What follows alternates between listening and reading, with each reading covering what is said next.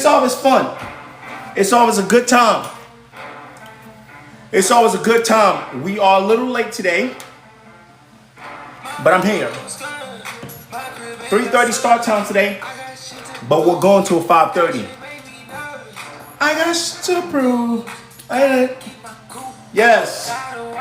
Welcome, welcome. I got shit to prove. Hold up, wait. 3:35 is our start time to start talking today. I'm always gonna find something that I like. Today is Travis Scott. Lose. Hit the groove and they never liked it. Can y'all hear me? Can y'all hear the music? Are we live? And we never like, you know what? We grew up. Shit to prove. Load them up, load them up, load them up. Let's go. HQ Live episode 4. Episode 4. I don't have a lot today. We're not going to have a lot all the time. I'm starting to condense this puppy a little bit. I want to talk to y'all. It's not just about topics. I give a damn about the topics. Tunchi, what up, baby? What's up with it? HQ Live episode 4. We will be getting started in the next 2 to 3 minutes. Hey, Lee. Issa Bay. If you want to know what I'm drinking, it's not liquor. I'm turned off that kombucha. Y'all don't know nothing about that kombucha.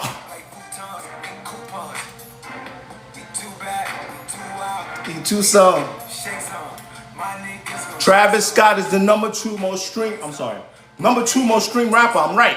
On the planet on Spotify. That's amazing. Shout out to Trav. Numbers don't tell the entire story, but they tell a story. Ahmad, you're gonna have to wait on 1 second.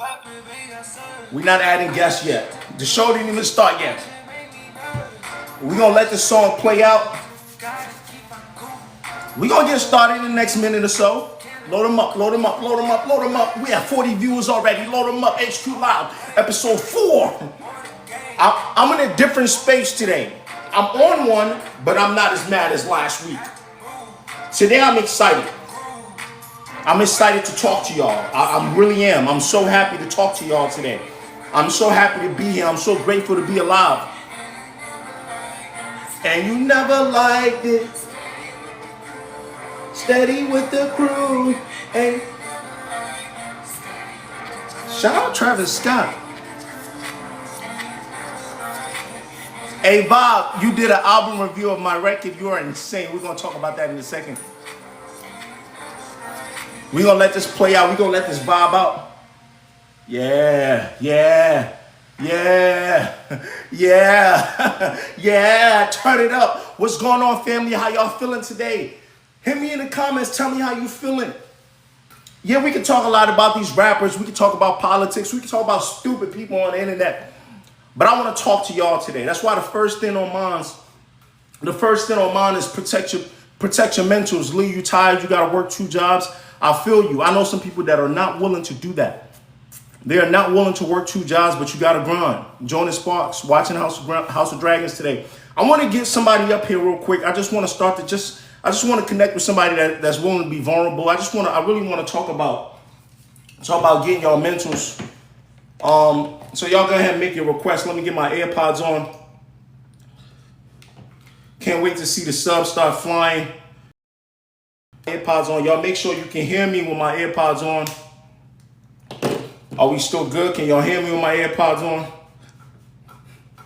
Let me know. Hit me with a thumbs up at the bottom. Know what I'm saying? Let me know my AirPods are functioning. Sound A1. Yes. Let me get Issa, you one of my mods. I'm gonna get you on here. It's like when a teacher got to volunteer for somebody in the class. You can't hide. You can't hide. Get on, Issa. Get on. You can't hide. I need a co-host. What's up, bro? Issa, what's going on, Lee? I'm gonna add you too. I really, we gonna have 2 hours today. It's not a lot to talk about, in my opinion, but of course, we probably gonna end up here for 4 hours anyway. How y'all feeling, man? How y'all feeling? How y'all feeling today? What are some things that are Good. on your mind? Feeling real Yeah, good. What's up, Lee? How you doing, sis? I'm good. If you don't know it by my accent, I'm all the way in the Caribbean. You've got that's people watching okay. me all over. Oh, I appreciate that, Lee. What country in the Caribbean, in the Caribbean are you from? I hope I'm saying that right. You're saying correctly, St. Lucia. St. Lucia, awesome. I hope I get to visit. I hope I get to visit one of these days. Um, Obviously, according to the islands, I got Curacao on my list, St. Lucia, Barbados. Those are a few places that I just want to visit. I know I'm not technically getting collecting some of them right, but tell me a little bit about St. Lucia, man. What's that like? What's that like?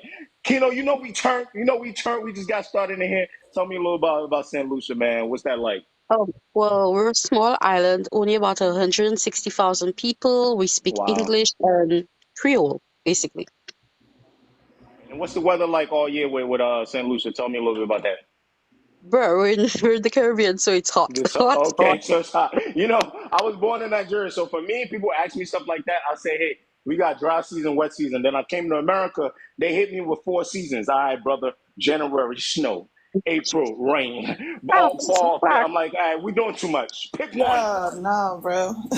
Nah, facts. Dry season and rainy season, exactly. It's exactly Jay, the same. Jay Nice, what's up, man? We just connecting, guys. We're getting started. I absolutely want to tell y'all that I appreciate y'all so much every time, every Sunday, coming in here, hopping in here, and just appreciating the vibes of what they are. Sometimes the topics get serious. Sometimes we just talking about music. That's how a lot of y'all connect with me. So really, I wanted to do to protect your mentals first. I wanted to check in with y'all. And what's going on with you? I'm gonna go to you next, man. How you feeling, brother? Talk to me. Good, bad, it's okay, man. I just want to talk about life. How y'all feeling lately? Can you hear me? Yes, sir. Of course. Yes, sir. Um, I feel okay, I guess, I guess this job search is just getting to me. Let me ask you a quick question, brother. Yeah. Are you coming off like college, or did you just recently leave a job, lose a job, and what field are you I looking was for? laid off last year and I just been trying to get back into the workforce. But Oh man, I'm sorry to hear that, bro. But we're gonna stay positive. But let me ask you a question. yeah. What industry are you in? I would say like tech, IT, data. Okay, so in tech, IT, data. Hey, do me a favor, Am, because you hit me up a lot. So I'm not saying everybody can DM me. We hit each other up. I already, but do me a favor. Why don't you just send me a DM as a reminder? I'm not a big corporate guy. I don't want y'all to think that. And some of y'all slick. You don't like one of my takes, you will try to DM my job.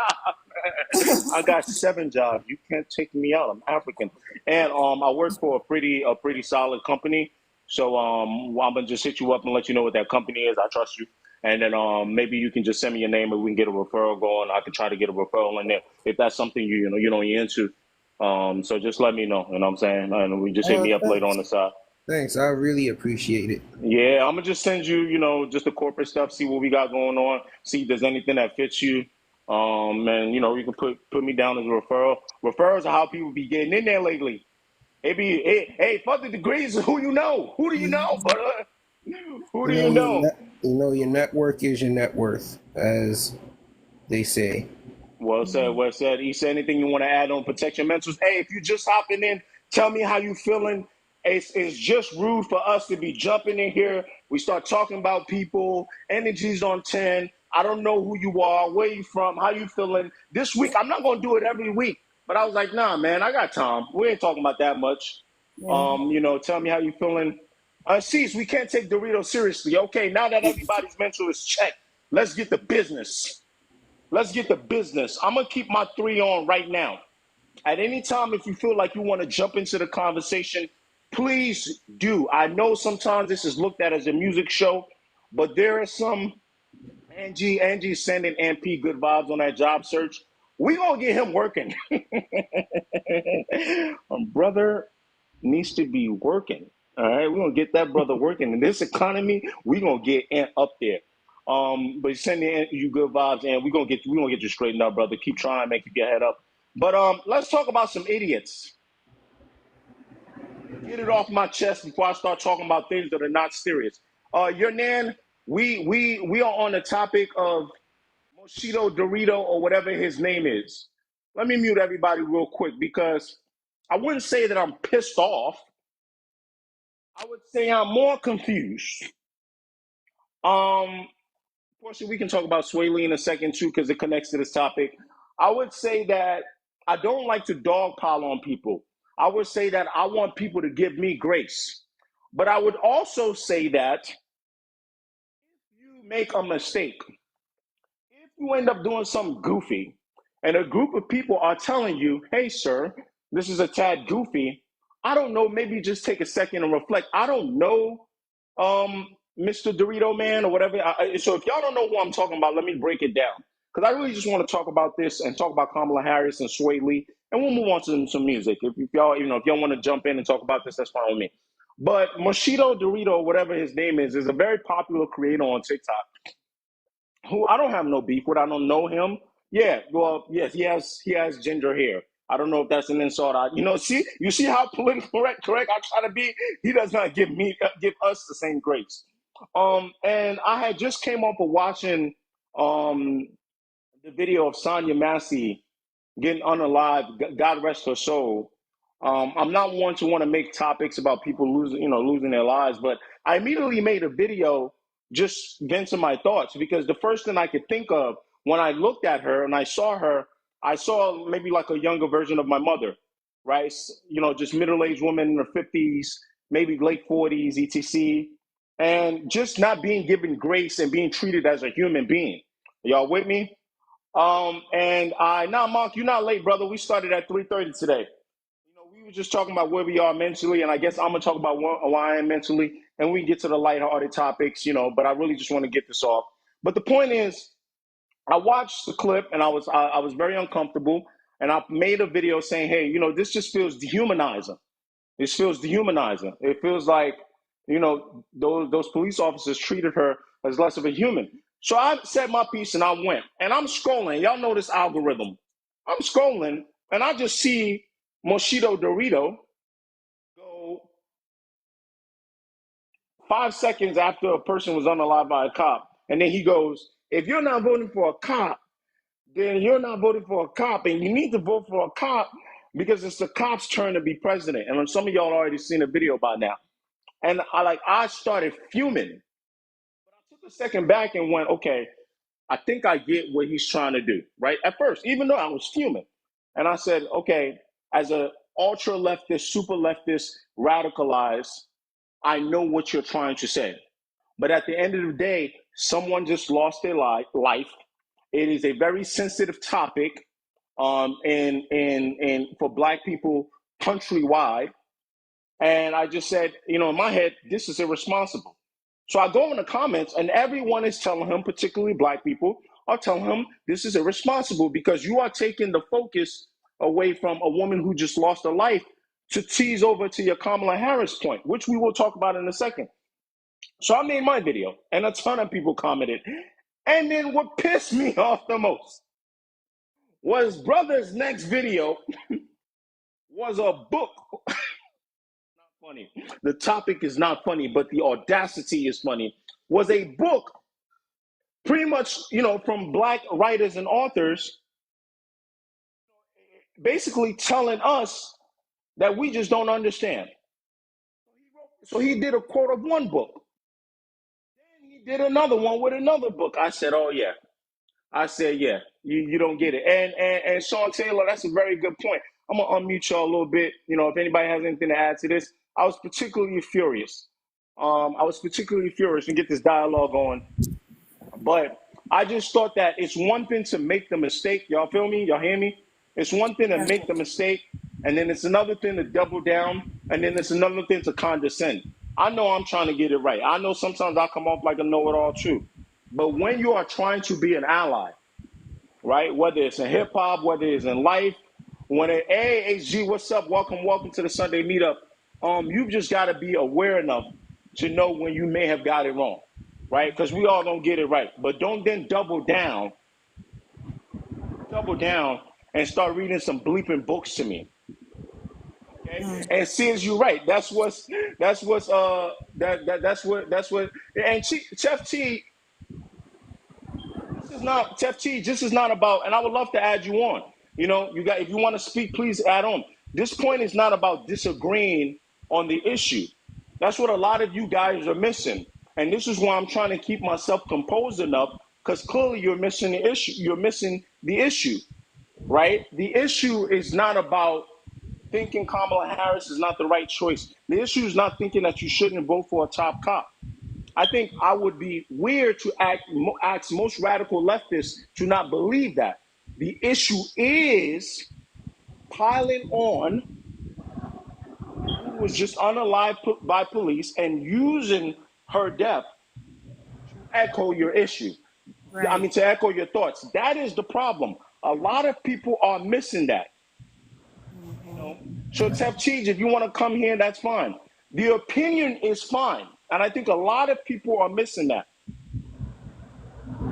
Opinion is fine, and thank you, Poryap. It's like his supporters and him himself are acting as though we don't know what the issue is. We know what the issue is. We're fine with you saying, hey, you don't want to vote for a cop. That's a whole nother, you know, conversation. The issue is not even a week, not even 10 days after he passed, rest in peace to Associate's family, Yeah. right? You went and did that. I'm going to add Keno. So, you know, the only defense that a lot of people have is saying, Keno, what's going on, man? You can add on to this because I don't want to be the one. You know, I don't want to sound like the guy that's now piling up on him. What's going on? What's going on, Keno? How you doing, brother? Good, good. Heard you talk about that, and yeah, I got the same opinion on that. Like, cause he could say, "Well, y'all mad at the cop, y'all mad at cops for killing da da da da," but it's like, well, they could use the convicted felon as the same point. You get what I'm saying? And using No, somebody's death as like your main pushing point, like that's my main point of this debate. it's just not what you do. And this is what I said. Protect your mentals. I'm not saying. I think every one of us in this chat has lost someone, and I know this is a very heavy topic to start with, but I feel like it had to be said. I don't want to save it for the end. There's a lot of fun stuff we'll talk about today, and then we're going to talk about Kamala Harris a little bit and how y'all feel about the election a little bit. We're all grown. I know we talk about rap, we talk about comedy, make y'all laugh and all that stuff, but these are things that are important. But Keno, to your point, brother, I really want to push back on him, not to you. But have you not lost somebody before? All I could think of, you know what I'm saying, not to get you personal here, I'm thinking about my siblings. All I've right. always told y'all that, right? And I can't imagine, you don't know them. I can't imagine if someone used that. You understand what I'm saying? So did you not think about their family? So the gentleman that was like, "Oh, we're being weird," that's not what it is, brother. It's just having empathy. This is by no means because I want to dog pile on bro, but if he had made that video, right, and the very next point was, "Oh, guys, did I get that wrong? My bad," or something, or maybe just said, "Oh, maybe I might have got that wrong, but I get so passionate." But you went and pulled up books. You understand what I'm saying? You went and pulled up books like it is important, but brother, we're human beings with feelings, and when we feel things, we're gonna talk about those things. And for me, whether I'm educated or not, whether I'm a Pan-Africanist or not, whether I went to college to study this stuff or not, because those things are in the back of my head. That was the one thing. But I also know that as a human being, I've lost people. Forget younger people, even grown. Like I can't imagine somebody use my grandma for that. Like, let grandma rest in peace, buddy. So no matter how you feel about Kamala Harris, and that's another conversation we need to have is when leftists come in with this ideology, radical leftists come in with this ideology. I understand the fight. Do I think that's the answer? Maybe not, but we can disagree on that. But other than when you get on live and say, "Oh, don't vote for this, don't vote for that," are you still arguing for participation? Are you giving Cornel West is running this election? Advocate for him? You know what I'm saying? There are leftists in this election. Are you advocating for them? So when you say don't vote for this person, most people hear it, then that must mean either don't vote or all don't go vote for Trump, I got right? And something to share, HQ. yeah, yeah, go ahead, please. So first of all, thank you for how you starting the show just with dealing with compassion and empathy and our mental health. And I think the subject one and subject two completely tie into each other because what you're talking about is empathy. And I know as a creator firsthand, the pushback that you get with the content that you share. you can see that that's a trait, a virtue that a lot of people are lacking right now. And it goes back into, saying protecting your mental when you know what I'm saying? When you can identify when somebody is a troll. Some people troll intentionally and some people troll just off of sheer ignorance, and just really trying not to engage. And I thought about, as you were speaking, just historically, it's statistically proven that especially people who are of a Caucasian persuasion, black skin is dehumanized, is villainized. It's not looked at as human. It's not looked at as deserving of compassion and empathy, just like we saw. And I listened to your commentary regarding the video because I took your word and vowed not to watch it. But the fact that he didn't want to administer any medical help, any first aid. They think black women, and this is why black women die, trigger warning, black women die in the mental health or in the healthcare sector more than any other demographic, because traditionally they used black women's bodies to experiment. So you're asking, like, we're expecting people to treat us in a way that they have been groomed not to be able to treat us. They don't see us as human. They don't And see I us think, as, Issa, you're speaking facts, yeah. right? And I want to just kind of walk you back to a point that you just mentioned with black women in the healthcare industry. And on that point you just harped on, let's stay on that, is seeing someone as human, Yeah. right? Because Zuhar, who I think is from the UK, just asked, is there a time where I think cops in America will treat everyone equally? I think that, irregardless of race, and I know this is not a popular thing, I think we all have our biases. I think we all have flaws as human beings, right? But a large part of the problem with America systematically, I'm not saying that Europe doesn't have its own racism problem either, but I learned this as a child that grew up in colonialism in Africa, to come in America and getting this kind of like brain blast. That's why a lot of Africans are like, oh man, why do you sympathize with this and that? It's because I got hit with a slammer, right? Where Wow. America's healthy enough in a way that it has rights and you can fight for your First Amendment rights, and it does put the racism out there so you can try to deal with it. But at the same time, you see all these things embedded in the system. It's almost like trying to remove a cancer. And going back to the point that you just mentioned about dehumanizing black skins, I want to ask, I would love to talk to Machito Dorito, Right. right? And say, brother, y'all remember that video I made about the horseshoe theory, but I called it the wacko point theory? Yeah. Basically, guys, the horseshoe theory is that a horseshoe looks like this, right? Y'all get me? And All right. you have the left, right? So if you're on the far left, you're right here. If you're on the left, you're right here, and you got the center, right? Then you got, if you're on the far right, and then you got if you're on the far right and you got the right, you got the center. And the idea is that the people on the far left and the people on the far right, they start thinking like each other.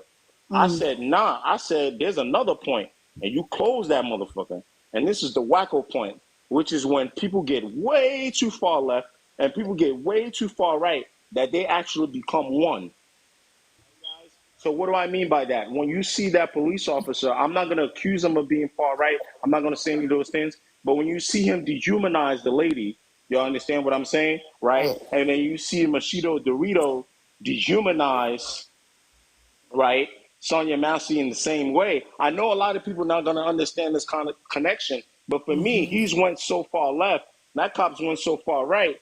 Guess Yeah. what? You just end up at the wacko point. No Now, wacko. I'm not saying that Doritos is racist. That's not what I'm saying. I'm saying in your quest for radicalism on the left, right, you end up in the same point as someone else who dehumanized a black person. So, that's all El Drewski, what's up, man? That's all I got Well, on that. I know it's a heavy topic, but I I would would love for y'all to keep going. Yeah, if y'all got more I to would say, like to please. add something. Yeah, please, I yeah. think the Dorito man's dilemma right now speaks to a larger conversation of people who sit in a place of privilege need to be cognizant of that and know when to say certain things and when not to, right? Like, for example, I am a cisgendered heterosexual male, so like I'm not going to go and say like there is an issue in the LGBT community amongst the LGBT community. I'm not gonna go and say something out of place because like I understand that I have a position of privilege, and I understand that I have a position of privilege in relation to that community. So I'm not gonna go and say something out of pocket, right? And like for example, right, during the whole I know we don't want to rehash it, but during the height of the Drake Kendrick beef, right, Mm-hmm. Macklemore came out with a song in support of Palestine. And in the Mm-hmm. song, he had a line where something about like, "Oh, I don't need a response from Drake, whatever." And it's like, What? okay, calm down. That's Like crazy. But you like, may yeah, go too yeah, far. No, yeah, I get it, and that one is not as harmful, right? It's not as harmful, but I get exactly what you're saying. Yeah. exactly. It's like you're Like taking your allyship should come with, and I'm glad you mentioned the point of privilege as a man, right? So like I tell people all the time, like. Motherfuckers walk up to you, and just because you got some grace and empathy for people, they be like, "Oh, you're a snowflake liberal." One of the points that I know I have a little bit of privilege, right? I'm a man, right? And in this world that we living in, when I see a girl talking about something that has to do with reproductive rights, even in support, sometimes I just shut up and listen. You understand what I'm saying, Ant? I just shut up and listen. And then when I am speaking, it's like you got to be quick with it. Say the point, get it, and right. And to exactly, your point with Macklemore, it's like, okay, you're speaking for people in, you know what I'm saying? You're speaking for people in the Middle East. You're going, and then it's like, oh, by the way, let me take a shot at rappers. It's like, Yeah. you know what I'm exactly, saying? like exactly, you could have made your song without like that extra dig, and then see that's the problem. Like in his quest to do good, he forgot his privilege, and he forgot like one like rappers. There have been plenty of rappers that have spoken and have been in support of of the Palestinian plight, whether it's Mos Def, Lupe, Talib, or Mono Technique, No Name. And then now, when you say that, it makes it seems like it now makes the rap community seems like we don't care about nothing serious. Exactly, Meanwhile, to your point, there are rappers that talk about important things. Yeah. exactly. Like There are rappers that talk about important things. You guys are absolutely, you're on the money. I think I'm just my anger just came with again the brother what he said like you post one book okay you post a second book all right brother I'm finna go find you wherever village in New York that you live at and that was the thing and when we talk about Kamala Harris I know it's gonna be a tough field tough battle right because as we sit here y'all and I'm trying to keep it light all the time I'll tell y'all my secret only because y'all in a lot it's not for the rest of TikTok my my concept, the way, and I think this is a lot of people struggle with. My concept of how I plan to use the internet is I think that I can speak on topics, but I love rap.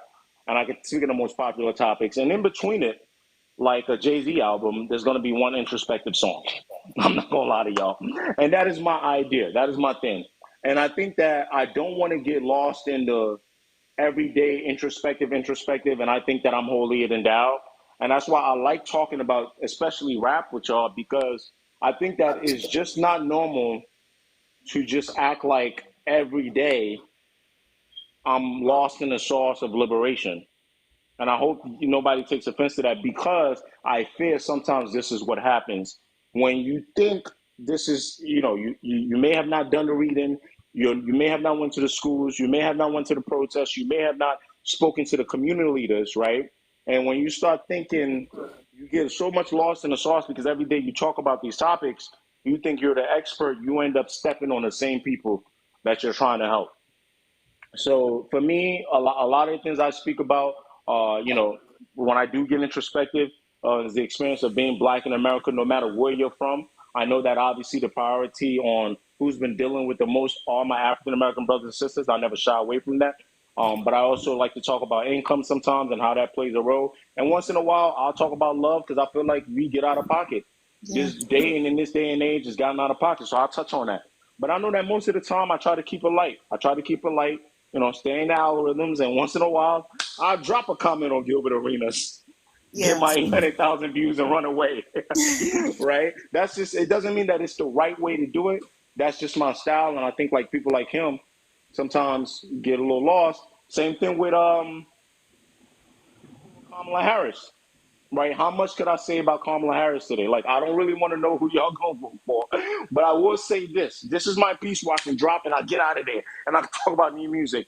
I think people have to relax and understand that there are multiple dynamics playing out here. Yes, she was a former district attorney. Yes, she was, she labeled herself the top cop. But identity does matter to a certain extent. So you're dealing with, a woman candidate. We've never had a woman president before. You're dealing with someone with a multi-ethnic background who identifies as black. So you got to be careful because most of the rest of the world, the 46-year-old, immigrant turned citizen mother from, I don't know, Trinidad and Tobago, is not on TikTok worried about who is the top cop. She might think it's better for her neighborhood to be more secure. And, she's know what's there. So you guys, we got to be really, really careful when we come in with all these. I know that a lot of us are radicalized because we are on the internet, but we got to be really careful to act like we don't know what's going on in the real world. Y'all feel me?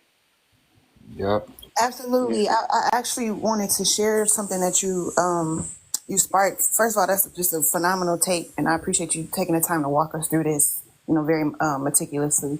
I feel like it's so many things happening at once regarding because something that I think you're touching on is Appreciate you, HG. Thank you. kind of being unsaid is protocol. You just touched on like protocol and how to handle sensitive subjects in the social media and internet space. And one thing that I've seen, and it kind of ties back into what you said regarding Macklemore and Drake, and really just like the open season on Drake in general, we as African Americans, ADOS, we don't have any like code of ethics among us right now, not this generation. And we've not had it for some time. And what do I mean by that? The OGs in our community would be like, it was one of their toxic traits, but it's really, really necessary right now.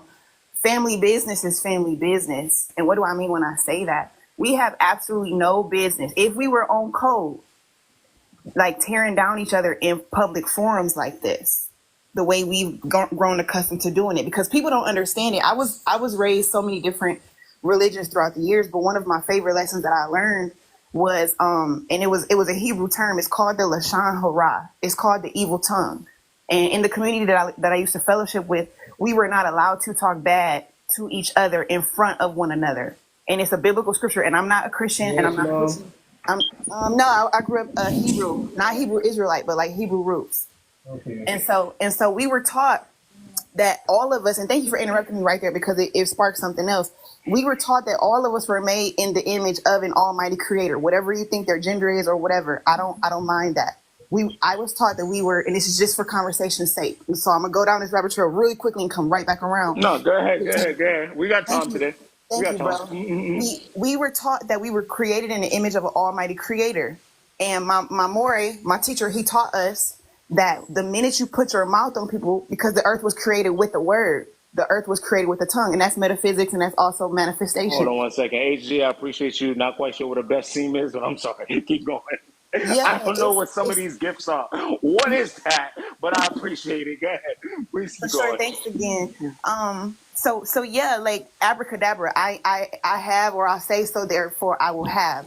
If I say it, I will have it. So if everything came into creation off of the energy of speaking, then things can be destroyed with that same energy. So if you take There's Drake, power in words. There's power in exactly words. that. So if I get on here as a feminist or whatever and decide it's open season on black men for 6 seasons of a raggedy ass basement podcast, then that tells people either consciously or subconsciously that that person is less than. You are tearing down the image of God. So my thing is like we as a people, we're in the middle. I feel like of having a family meeting in public. Even what's going on with Drake and Kendrick, like Can kind of I trying can I ask you a to. question? Can I ask you a Yeah. question? Do you guys think, and I'm asking the chat this too, I want everybody to answer. I really want to do this like a damn poll. And Kino, turn your mics on. I really got to know.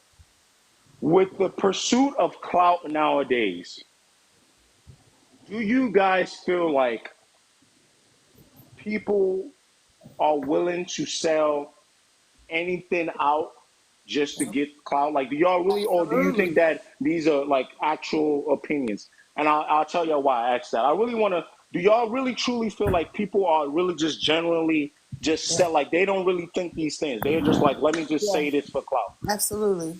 Absolutely. Yep. Absolutely.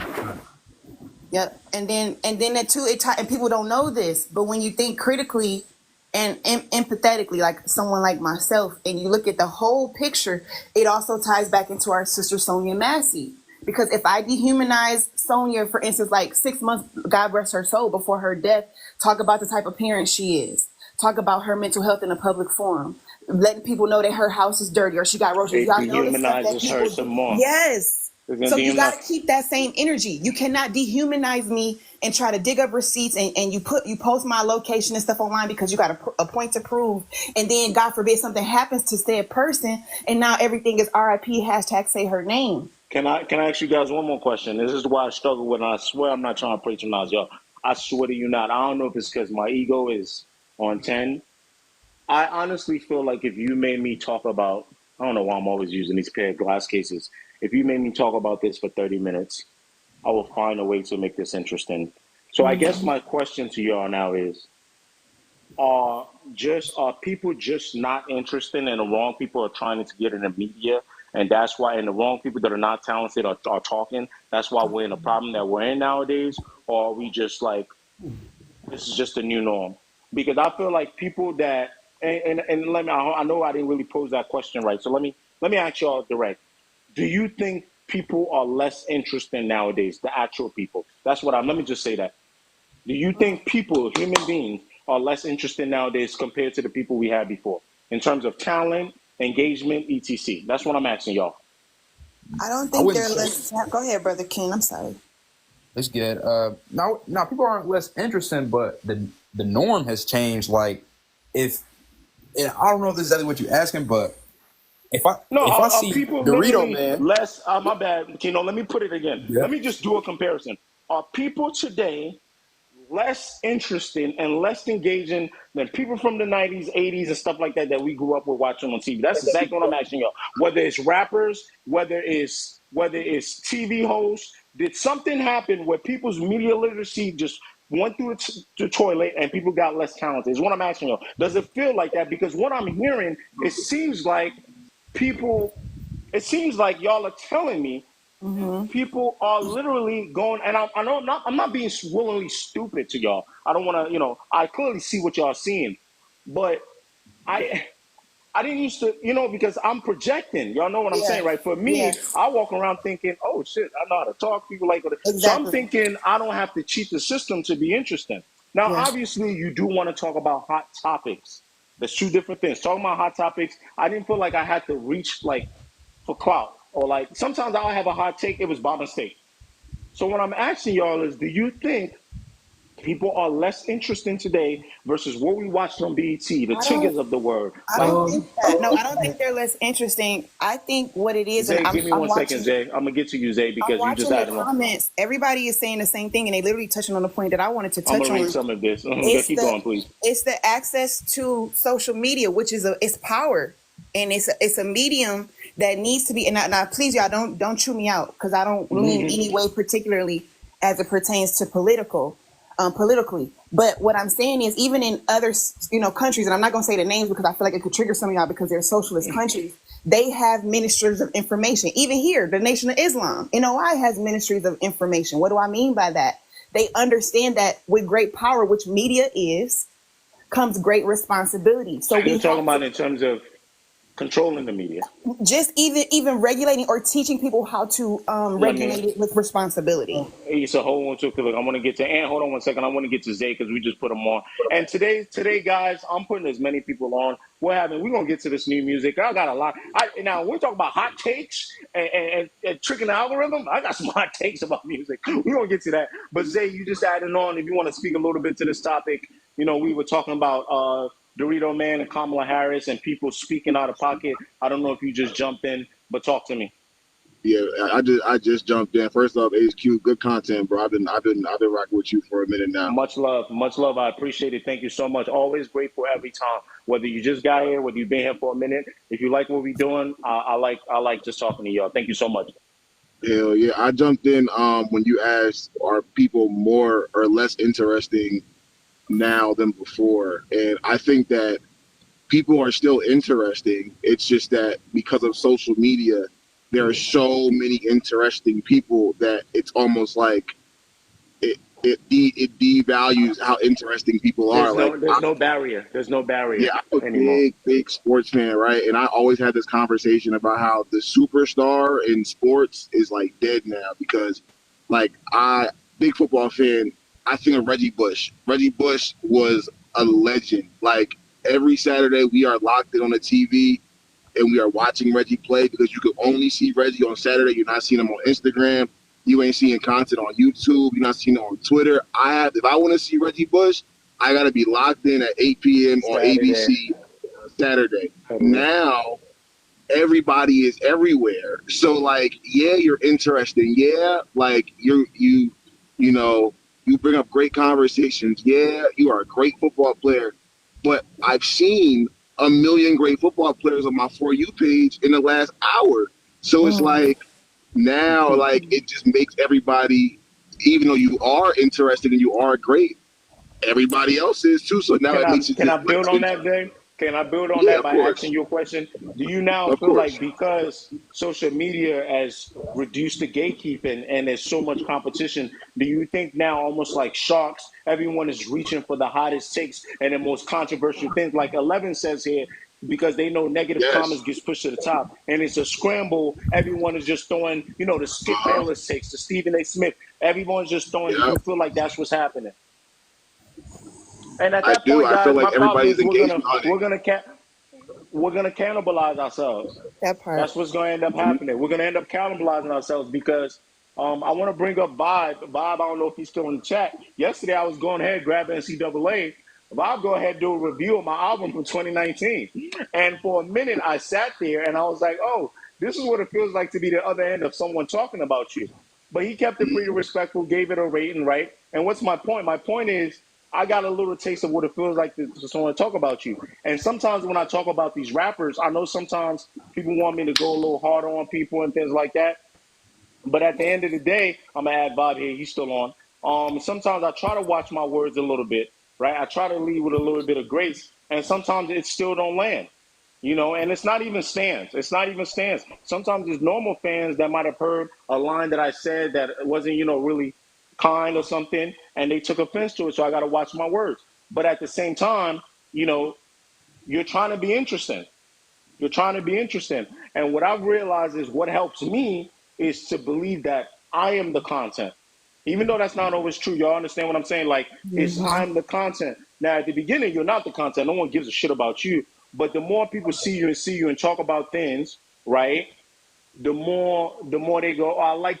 Sometimes it can be a speech pattern, and I think this is what we're losing in media, Zay. That people don't even understand. You could be saying, Mary had a little lamb, but the way you say it, your speech pattern, your facial features, people find interesting, and you just got to grind long enough to you build your base of people that actually rock out with you. That's But good. you make a very good point. I think we're gonna start cannibalizing each other. All the women attacking the men, liberals attacking the this, that, and the third. At the end of the day, what are we gonna have? Are we trying to learn? I use my block button a lot. I'm not gonna lie to y'all.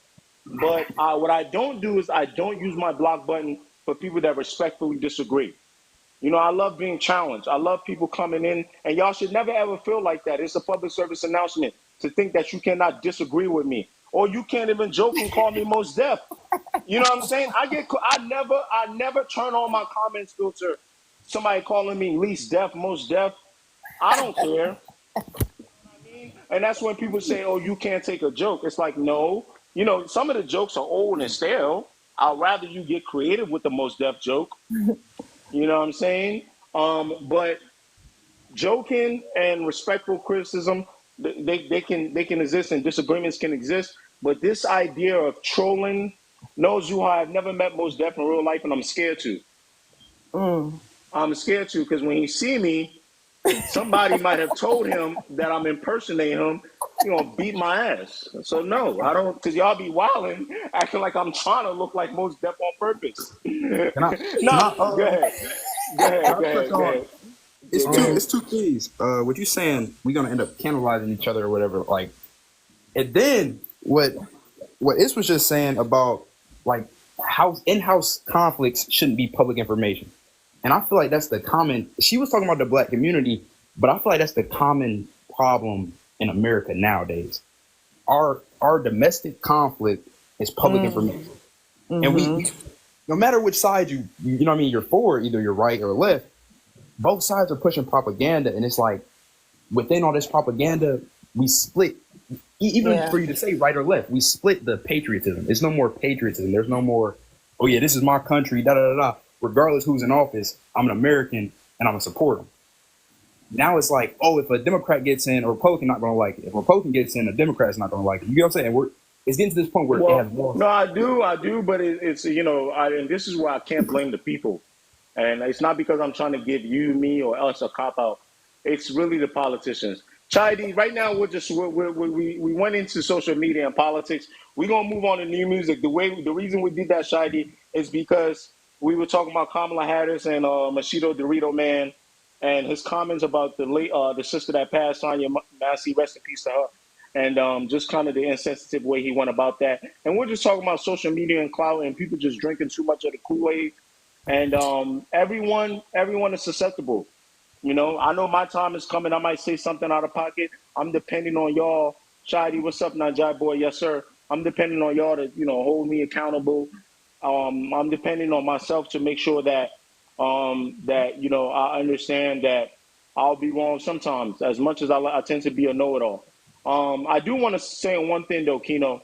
When you talk about not only just the black community, I want to speak on black people globally, and I'm gonna just take this and move on to new music because I think it's been heavy today. Unless y'all got some more things to talk about, I do Um, want to say, I just wanted, yeah, go ahead, go ahead, go I just ahead. wanted to bring up a point about what you saying. Are people more interesting, or what used to be more interesting before than now?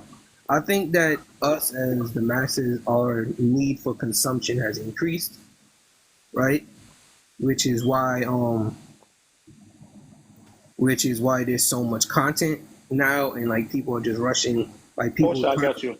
content Go ahead. creators are just rushing now to make content on whatever is popping, right? Like for Mm, example, um, like the football, the Reggie Bush thing, right? Like mm, before, it would just be like, oh, people would just watch the game, and then you might watch the post game show, and then that's it, right? But mm, nowadays, people watch the game, then people watch a live of somebody else who's watching the game giving commentary. Then they might go and watch Cam and Mace, and then First Take, and then right. So the masses have such a need for consumption, and as a and creators in this creator economy that we live in, people are just mm, rushing to make content and maybe not necessarily think about what they're saying as much as they mm. should, to be able to capitalize off the content. I want to say this, and to your point, because Portia brings up a point about Sway Lee. I kind of want to connect it to your point a little bit, and it's odd because Sway Lee is not a TikTok content creator, right? You get what I'm saying? But he said something today on X where he said, "Don't vote for Kamala Harris. Do your research." And some of the things he talked about was Biden sending millions to Ukraine. Sway Lee is entitled to saying what he wants to say. Sway Lee, from what I know, y'all hear a smoke detector? No, nothing know about that. That's not funny. Hey, delete that. Delete that. But Sway Lee said that, said what he said. And I don't think Sway Lee at this moment needs the attention, but, he's made multi-million songs. But what Sway Lee's entitled to his own opinion, but what kind of bothered me about Sway Lee a little bit is like, what did you say last election and the election before that? And it's starting to feel like right now it feels like it's a thirst for hot takes, specifically for Kamala Harris. That's what I feel. Doesn't mean that it's right.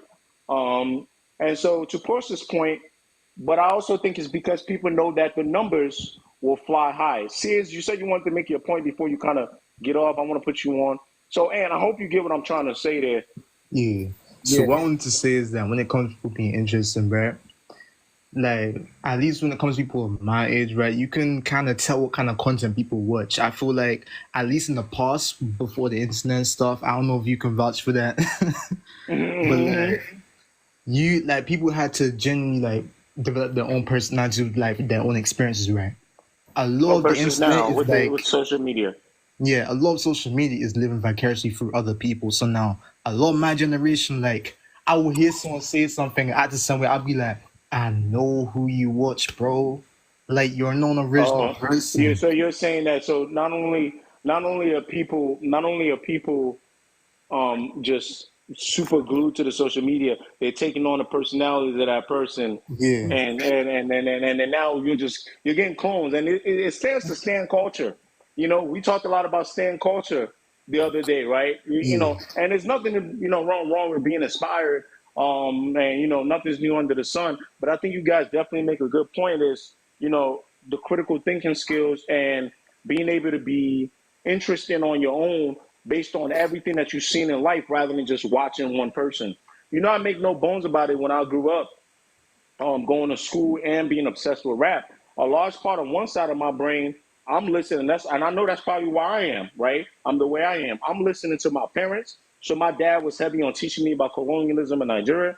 Then I'm Right. listening to hip hop. I'm listening to Mos Def, Jay Z. I'm listening. So I'm getting the commercialism, but I'm getting the Kanye, the Nas. I'm getting all that. And then I go to school. I'm taking some liberal arts classes. I'm learning about the world, what America's doing, what France is doing. And so my brain is this kind of sort of is definitely moving to its radicalized left thinking way, right? So I'm not yeah, ashamed to say that. But the one thing that I think has always helped me stay centered, even though I still think I'm very left leaning in the way that I think, right, is that a part of me, you call it trauma, call it what you want, I like people. So, when I do personal training in my gym, one of my clients, Tony White guy, one of my favorite people on the planet, he says, I don't care how radicalized you think you are, you the type of person that's always going to find a way to get along with people. You always going to try to, and he's like, yo, keep that. Just don't never lose that. So I think that's one thing that keeps me centered right now. There's some people I'm sorry, I have no, I have no hope for. If you racist, if you're a woman hater, stuff like that. If you hate kids, right? I got nothing. Me and you can't. But as far as people with having flaws and things like that. So Sia's great point, Portia, great point. I want us to get to the new music soon. But Portia, talk to me. I ain't hear you on here in a while. I seen you in the comments, but holla at me. Yeah, can you hear me? I can hear you. We can hear you. Okay. Yes, before you move on from Kamala Harris, I did have a few things I wanted to say about that. Hi, by the way. So I really didn't appreciate, Breaking up a bit. You're primarily breaking because, up. like you said, he's never really had much to say about Which Sway political. Lee you're talking Hello? about? Sway Lee. Yeah, you're saying Sway Lee didn't have much to say. Oh, yeah. Yes. Yeah, he has never had much to say about politicians before, and now all of a sudden a black woman is in the race, and you're just totally against it. Meanwhile, for the last 10 years of your life, you've let some little white girl turn you every way but loose, and ruin your whole, like, almost ruin your career. And now Portia you got always something to gonna say come about the for you. black. Can I say I mean, something? but for One real, thing, listen, I see you on the people's comments, and you be in there. One thing I will say I respect I'm about you a gonna little go. bit, and then one of the things I will say I respect about you is you don't make any bones about how you love Drake, and you don't make any bones about how you're willing to take it there. Do I think sometimes you're wrong? Yes. Do I think sometimes you're right? Yes. I will say I respect the hell out of you because I tried to just say it nicely with Sway Lee, and you just read him the way he needs to be But read.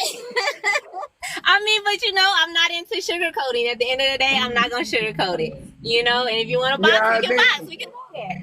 And I think But that's I why I think, like, struggle with him. That's why I struggle with him. I yeah, didn't see him say yeah, and anything in it's the like, last 10 years. right, and it's like, if you don't want to vote for Kamala Harris, like you said, you're ultimately voting by not voting for Kamala Harris. You're voting for Donald Trump, even if you don't vote at all. But my thing is, what's your solution? You have a lot of people that's like, don't vote for Kamala, don't vote for Kamala. But what's the solution, guys? Well, the Like, you problem can't the just put problem is, out. can I answer that, Portia? The problem is Mhm. they are not going to say go vote for Donald Trump because there's also saying in a way that they don't think he's an option either. But like Kino just said, man, I don't know why some Americans, if you're not going to vote for Kamala or Donald, you need to still go vote.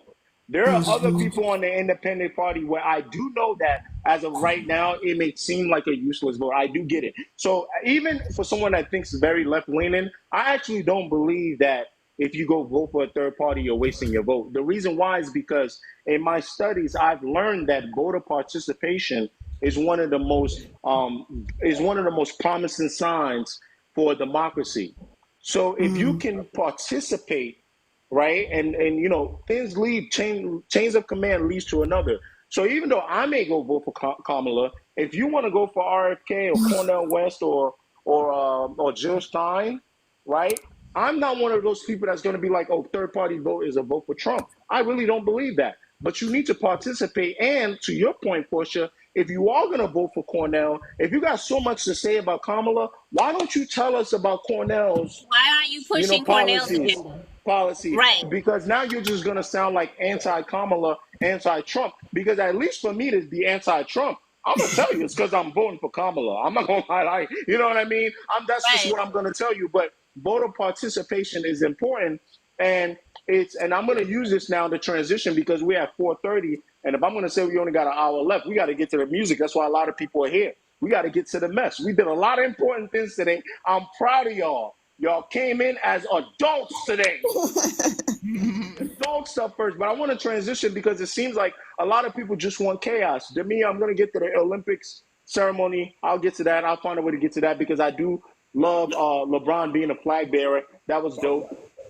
But guys, so it seems like a lot of people just want chaos. And as we transition to the last few months of hip hop, and as we get these new songs, I'm I'm talking about Gordo's album with new Drake songs, right? I like the vibes. I'm I reviewing like it. Motherfuckers is still finding ways to want to take it to chaos. Yeah, and it's people that only listen to rap music and hip For hop, and they chaos. hear those songs, and they're like, "Oh, Drake! Oh, he's going down! Oh, it's over for Drake." You don't even listen to house music. You don't realize that these songs Right. are actually pretty big in the house music world. People love them. You know what I mean? And it's like just Drake is an artist. He doesn't have to just do one genre. He's similar to Beyonce. He can transition back and forth between genres. So If you if you don't, but don't my like thing hip is hop, this: leave that if you don't like it, you can just not listen to it. Exactly. You can't do that though. They have to. Their whole life goal is to downplay Drake and to make Drake's existence Okay, less than. hold on one second. Hold on. I want to talk about a lot of the new music. I got mics going off, so I'm gonna keep. I'm gonna keep. Hey, Issa, I'm gonna let you mod for a second. Go ahead, you mod for me. I'm gonna get you back on here. Appreciate All you. right, no problem. I'm gonna let you mod. I want to bring this down a little bit so people can see the list. Bob, I don't know what's going on with your internet, brother. Kino, you want to stay on, brother? Stay on right now as we talk about this new music. I lost Kino. You here, Kino? Oh Okay, yeah, Kino's there. I don't know what's going on with Bob. Bob, your internet is killing me, but let's You can keep the take show me going. off. I don't know how to like get off. Is that you saying that? Yeah. I got you. Okay, so let's just talk about new music. So I'm seeing, yeah, Javon, you can just join my live. This is not a dictatorship. Well, it's a dictatorship if you disrespectful. Summer, you didn't really miss a lot. We were being adults in here. We were talking about protecting your mentals. I wanted to check in with everybody. If you didn't get a check in, you can just vent in the chat about how you feeling. And then we got to talking about politics and Dorito Man, as I like to call him, when he just was talking about not voting for Kamala, but connecting it to the passing of the sister Sonia Massey. And a lot of people getting confused that I don't think that this is about disagreeing with his point. I think that this is just simply about, not using the passing of that sister and being insensitive. So now, that's all that was. We got some serious stuff on, talked about. And now, I just really want to talk about new music. So, lighten it up a little bit. Kind of felt like we needed a sound break. Let me get that let me get that healing up here real quick.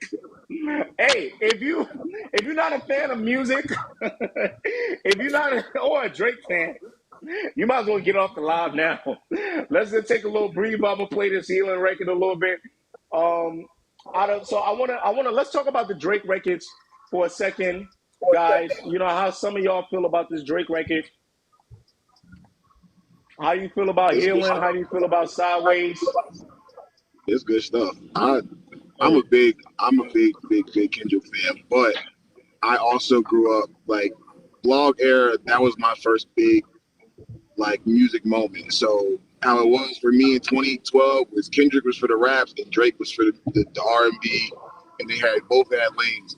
This house music is good stuff. Like I don't know, like he just knows how to make good melodies, bro. Like, he just knows what to do. So I fuck with Sideways and I fuck with Ed Healing as well. He did his thing. I definitely feel like there was a time where I think I compartmentalized them too. Right? Can you hear me? Can y'all still hear me? Because I'm trying to get some of this the sound. Can y'all hear that Hell healing in yeah. the background? Yeah. Hold on, I just want to let this rock a little bit. I just hold your thoughts there. Hold that.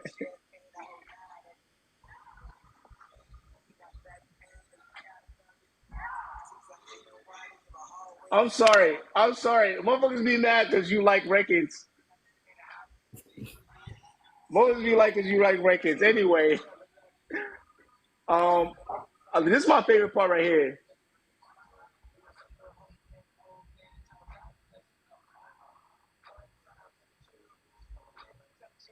Hold on, my joint is not playing the right way. There we go.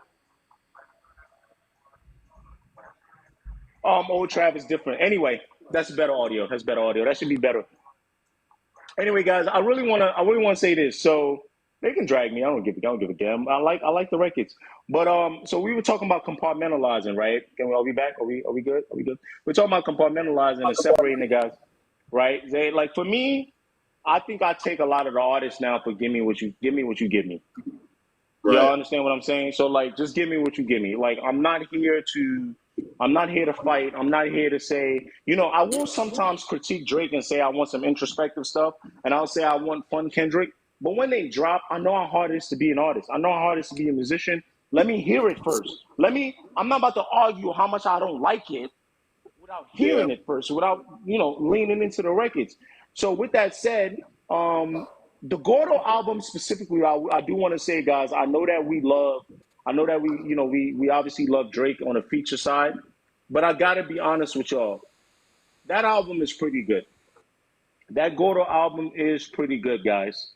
That Gordo album is pretty good. I love the fact that even outside of the two Drake tracks, there were songs that I still enjoyed. I love the way he flipped the Young Dolph sample. That was dope, and it's just a great vibe. It's if you need music that's not gonna scare the host, let's play it. Some of y'all are too obsessed with playing music. We're playing music, lyricism. Thank you, son. Thank you. Play some music that's not gonna scare the host. So the Go to album is fine. But so which one are y'all rocking with right now more? Healing or Sideways? Let me in the chat. Let me see. Let me listen to y'all. Which one y'all rocking with more? I Sideways. really like Sideways. Yeah, Everybody Sideways is likes the one. Sideways more. Interesting. No, I I like like Healing Healing more. too, though. Healing is Hold gonna on, Healing one was at be a really time. Hold popular. on, one at a time. Hold on. Portia go first, then Zay, then I guess Kino and Bob. Go ahead. Okay, so my personal favorite is Sideways, but I really do love Healing. I've been to Ibiza before, and the house music is very popular out in Ibiza. And there that song Healing is gonna get played a lot. Like you can tell it's just gonna be one of those songs that's gonna be really popular. So I think he I did feel great like on Sideways both. is easier to get into. But You hear that in the background. Sideways for me, I think I not necessarily relate to it, but it touches me better, I guess you could say. When you listen to the actual lyrics, and it makes you want to dance. And yeah, I like Sideways. Hey, what was it? Was it Zay next? So Portia, you going with Sideways more than Healing. Sideways is like Yeah, a 9 out of 10. Healing is like an 8 out of 10. Zay, what you got? I got Sideways, and it reminds me of and I played it back to back with a keeper. But honestly, never mind. I've been playing those two back to back for like the whole weekend. It's good. It's a good light. It just feels good. You know what I'm saying? Especially Mm, like we was at my boy's bachelor party this weekend, playing good music, and this came on. We're like, all mm, right, it checks out. It checked out. mm. So hell yeah. Now I will say this: the numbers does say Healing is streaming a little bit better. We're going to talk about numbers in a second as we talk about, I'm going to want to talk about other people that dropped albums. But the numbers are saying that Healing is streaming a little better. But I love that I'm hearing from the field. You guys are the field, and y'all telling me y'all loving Sideways a little more. I think that's because Sideways is easier to get into, in my opinion. And Mm. Keno, I don't know how y'all feel about that, but I do think the better song might be Healing, whereas Sideways is easier to vibe into when you step in the club, etc. For sure. Sideways. When I turned on Sideways, because I ain't even gonna lie, I was expecting the Man in the Mirror to be on Gordo album. He sold us a little bit. He sold. Yeah, yeah, a little troll right there, a little troll job. I thought we was having that coming, so I'm like, all right, Sideways, let me check that out. Boom, I hear it. I get to dance, and I'm like, okay, this fire. Healing is like I gotta sit down, listen to what he's saying. He flowing. Wait a minute, they flowing a little bit. That was a little. I would say that's Sideways definitely easier to get into, but I will say you're right with Healing being the better song. Like I could listen to that. Yeah, I think Healing was meant to be the song. Sideways is meant to be the dance, like kind of. They both you can dance to. Tina, I wanna. You said that you want to get into house music. You tried. Let me be honest with you. I was not always into house music and dance music. In fact, I still don't love Honestly Nevermind like that. And I want to talk about Honestly Nevermind a little bit and some comments that some Kendrick stands are saying in my post. So I wasn't that big into house music. I still don't think I'm the biggest in it. I have more to learn the way I love rap to learn other genres. I have more to learn, absolutely. But I do think because of my love for Afro beats, which is probably my next most, obviously it makes sense. I'm Nigerian. It's the first music that I learned.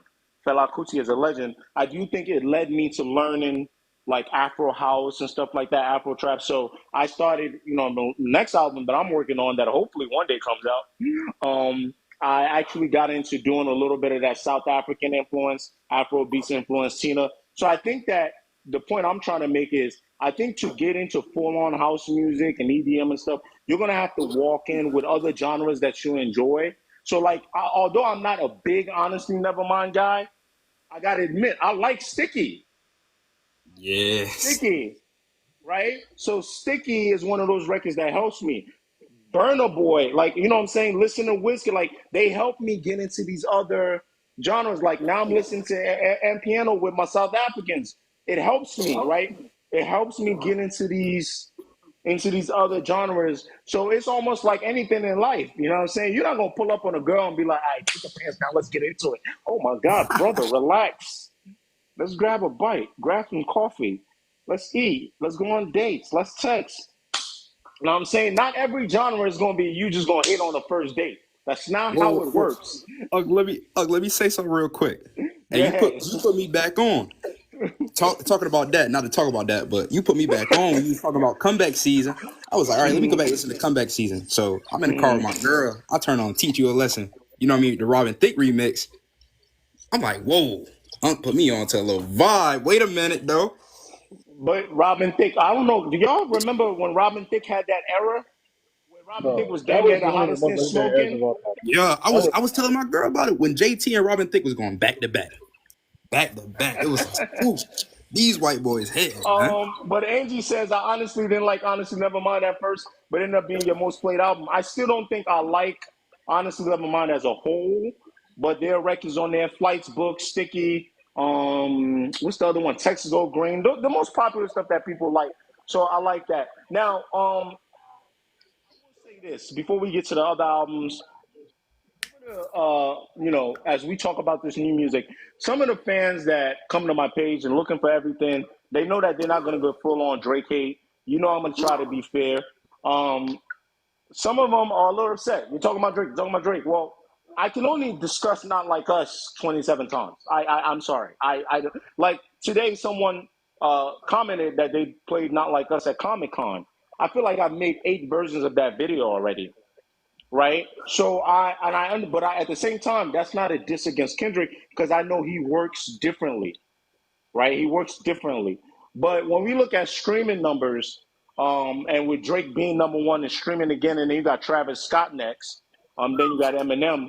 Do you guys? I want to ask the chat. I want to ask you guys as we move on to the next topic. Do you guys think that the amount of music that Drake has is in release is a knock against him when we talk about these streaming numbers? Because streaming numbers aren't everything. But how do you guys feel about that before I give you my take? I would Can I? I can One speak. at a time. Let's start top down. Bob, we'll start from Bob all the way down to Keno. I know I would Javon just got it. Me personally, I would say it doesn't, just for the fact of we get that he wants to be number one as far as sales and stuff like that. But and that's what he's going for. Like he wasn't caring about the awards and all that. He's in it to make music for the people. He's giving the people what they wanted. They said they wanted dance music. The summer vibes back. He gave y'all that. You know, say he wanted him to rap. He gave y'all that. It doesn't. He's gonna listen to the people. He's gonna give people what they want. So him having that much music is just him showcasing how many different styles and variants that he has of himself and how diverse he really is able to put his music and translate his feelings and stuff like that through the music. Because like people don't like listening to the lyrics, but the lyrics be talking to y'all. If y'all just sit there and listen, people he's like, "Boy, he's singing." Well, he's still giving you what you need though. So you know what I'm saying? Like to me, I think it helps him. In my opinion, it helps him because you got to put up a lot of shots to get a lot of points, right? Well, it also depends on what type of ball player you are. Somebody just asked a question in chat, and I'm gonna move on to Ant next. It says, I wonder why streaming numbers are a topic now. They weren't before the back and forth. I wouldn't say streaming and sales weren't a topic before the back and forth. I'm old enough to remember when 50 Cent ran around winning all his beefs by saying he was outselling everybody. I'm old enough to remember that. Sales has always been a topic in hip hop. Execs would talk about it. I do think it doesn't dictate overall rap skill talent. But NYC, you do have a point that it wasn't a huge topic. Oh, daily streams. Okay, yeah. Yeah, you're right. That part wasn't a huge topic, but I think it became a huge topic because it was interesting for a while to watch somebody beat Drake at his own game.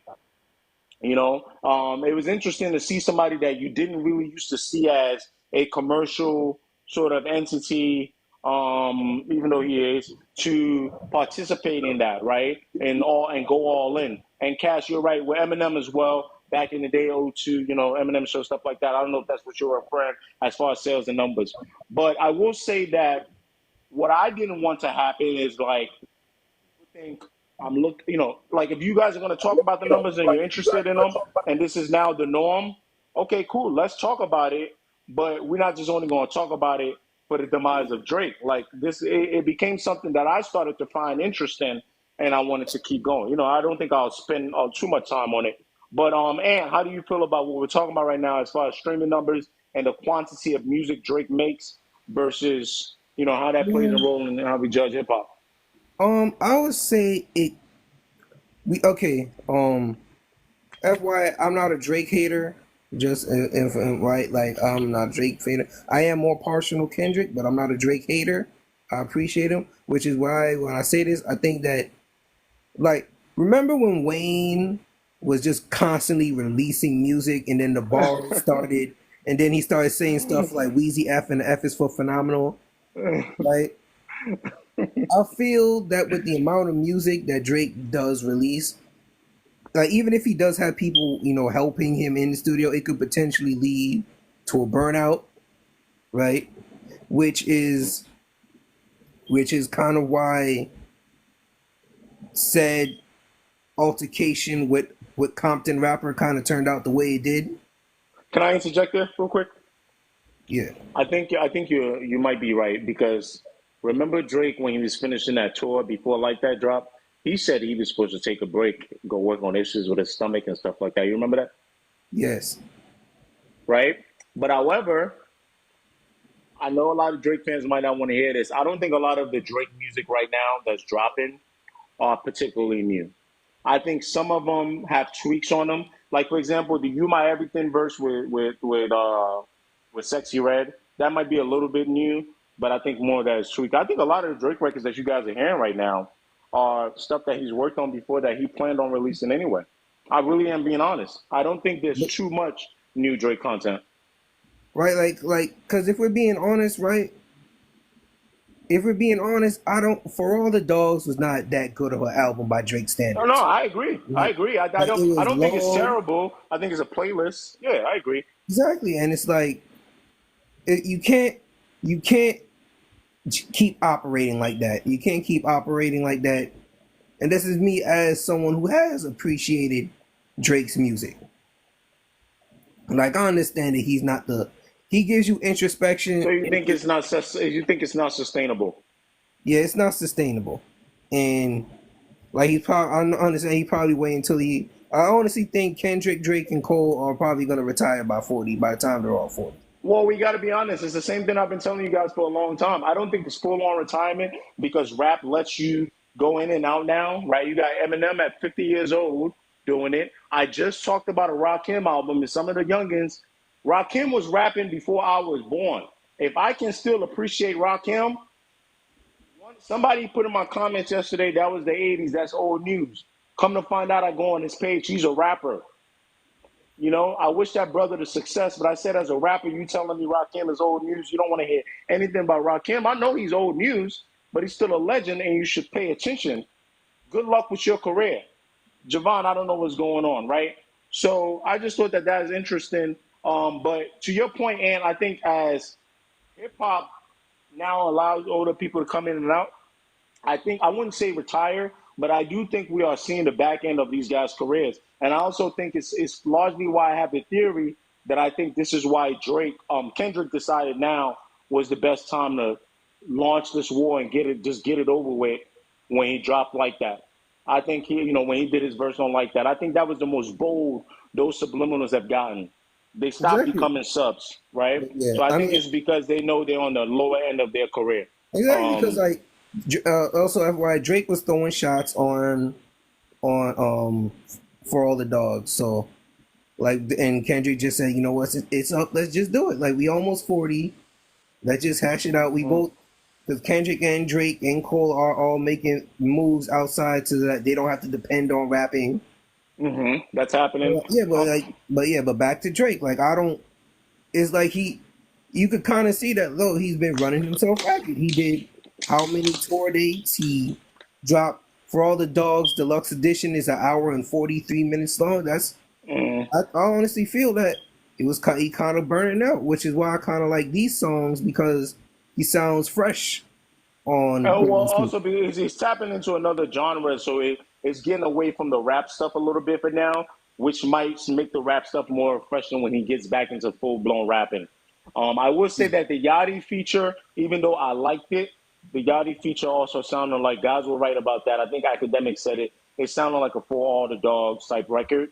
So again, like I said, guys, I think some of this stuff is older. But right now, we're really just talking about Drake reclaiming his top spot and the quantity of the record. So Portia, I think I want to let you go next before I go to Kino and back to Javon because Javon just hopped in on a live. And how do you feel about the quantity and how, that helping Drake claim the top spot and with the streaming numbers? And do you think it's doing the most? Okay, walk with me for a minute. So I see in your Hmm. comments a lot.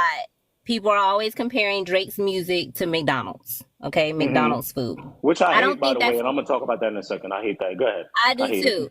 I don't think it's a it. fair comparison. Now, what I will compare his music to, if we're using restaurants, I'll say he's more like, and this is just my opinion. I like Starbucks, okay? Starbucks is fast food, but to me, it's good quality, kind of, for the most Of part, to coffee, me. of coffee. Yeah, coffee, but even the pastries and the sandwiches and stuff like that is better than, something that you would get from like McDonald's or whatnot. It's fast, you can get it quick, but you also enjoy it, okay?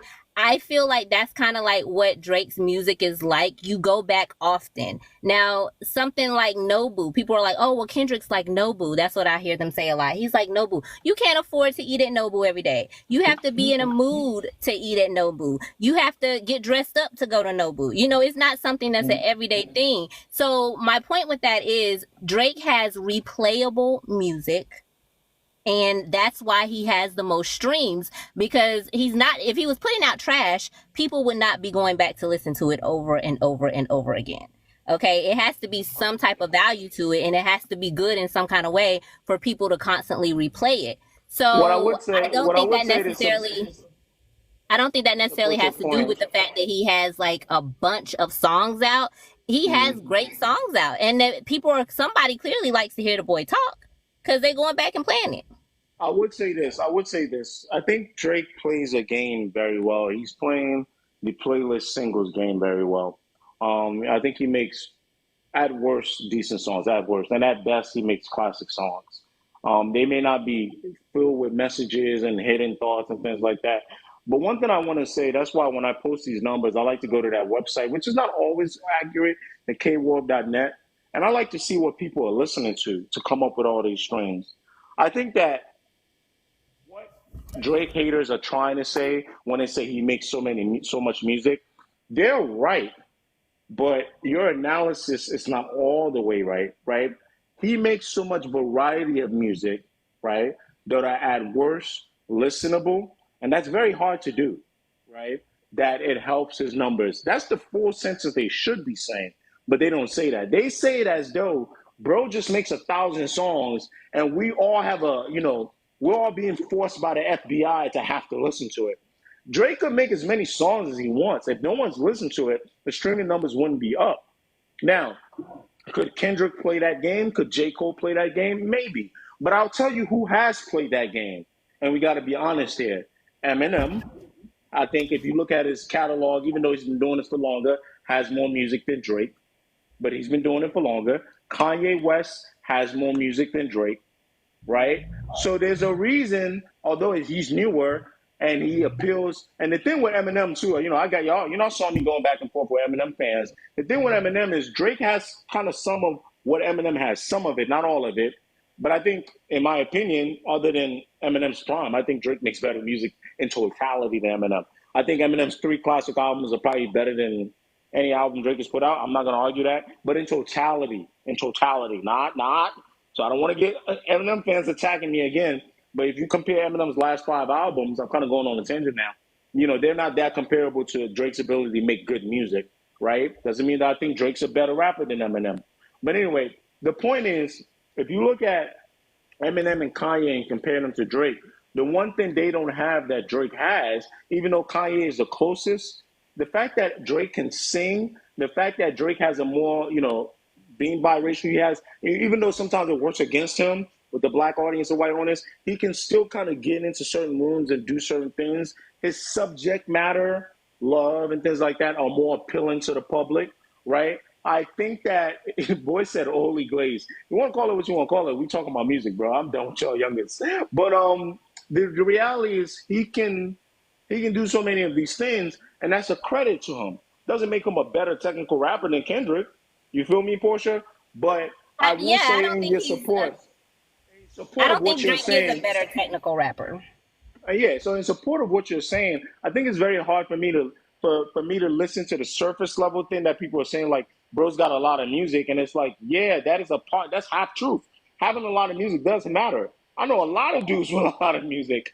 No one gives a damn, right? So those things matter.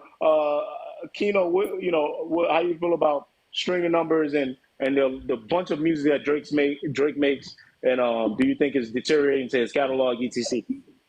I definitely don't feel like how he makes so much music. I don't think it's like taking a hit to his catalog. I think it's actually for the better.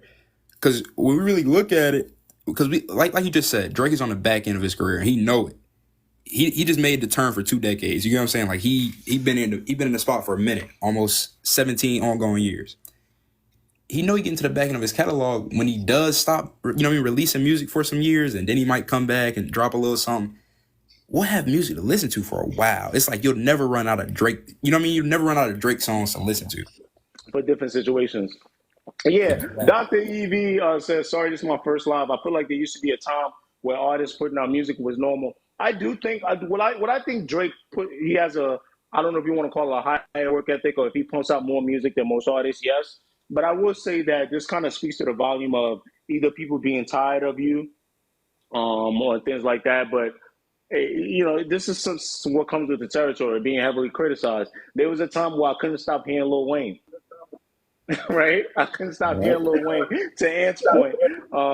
So it just depends on where you at. Zay, what you want to say? Esau, I'm gonna add you on. Go ahead, Zay. It's not. One more thing. I heard Yeah, y'all go ahead. talking about Yeah. For All the Dogs or whatever. And I mean, that's just another thing where it's like perspective, because y'all were like, well, that's one of Drake's worst or da da da da. Personally, out of the more recent ones, I feel like the only album out of his most recent albums that could mess with For All the Dogs slightly, and this might even sound insane. Certified Lover Boy is the only one that could slightly mess with it, and I mean Her just a loss, little bit. her loss was better than all of them. Yeah, her loss is a dual album. I Yeah, concur. that's why like I don't So it's really a know joint like album. they So it's a bit complement each other different. well. So we don't But count her loss because it was a joint album. I think if you want to be honest, I think Uh, her that loss was is not a better joint than the rest album. of them. I feel like okay, I'll say the reason I feel like For All the Dogs is the best out of the recents is because you get shades of no okay. If we want to include Scary Hours 3, I feel like Scary Hours 3 was Okay. shades of If You're Reading This Is Too Late.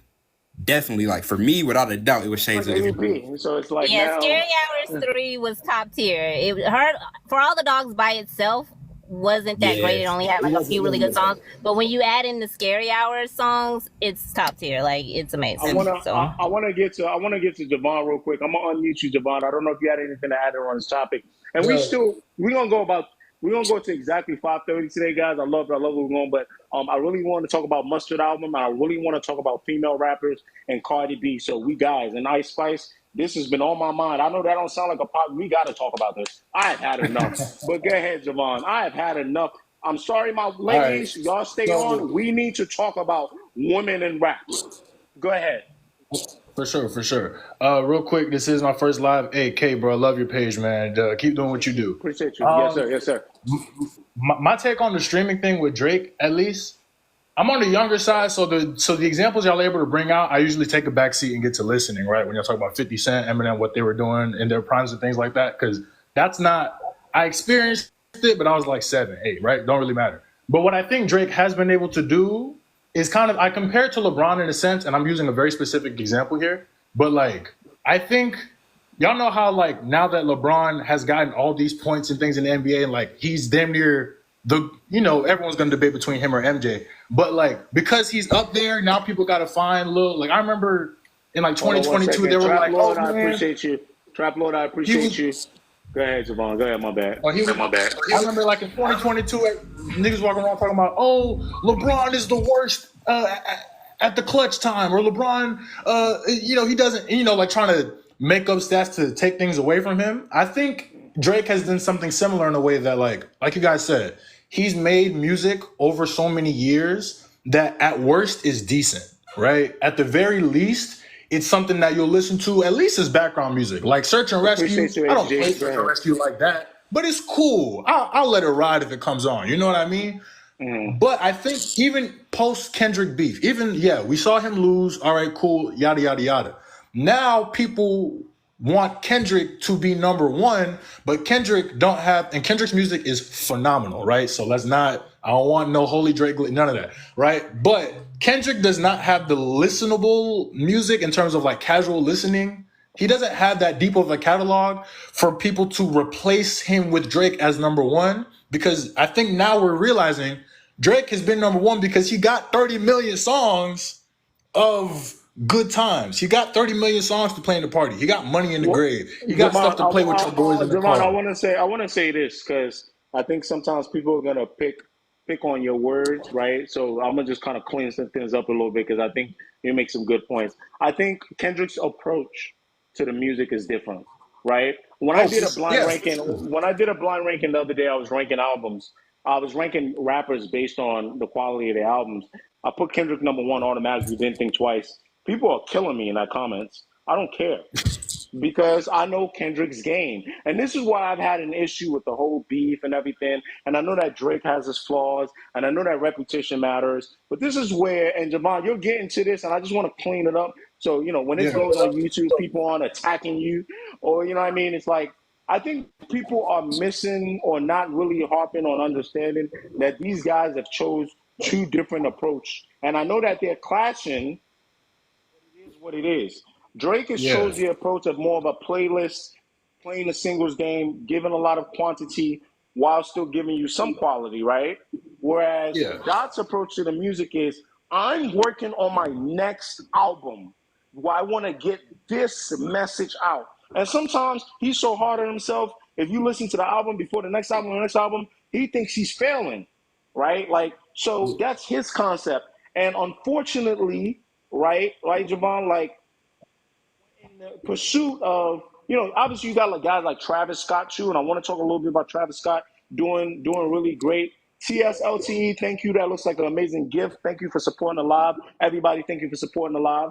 But when you look at, these guys, there's a space for them.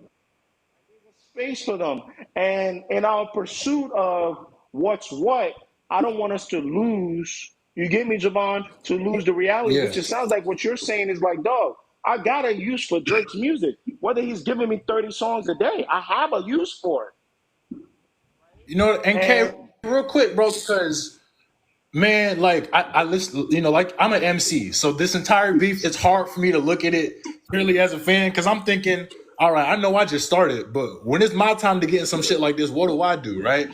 When I listen to Mr. Morale, dog, again, phenomenal album front to back. I think it's a great album. I'm not trying to rank it, none of that, but it's a therapeutic.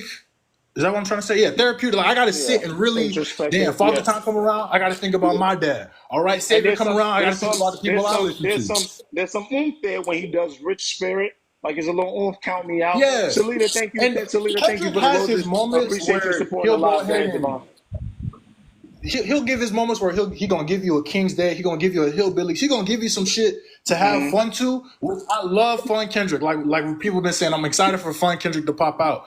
But Kendrick, again, like we know, he will go after, all right, the fun shit is cool, but I want to relay this message so bad to my people. I'm willing to only sell 200K compared to my peers who are selling upwards of 400, 500K first week.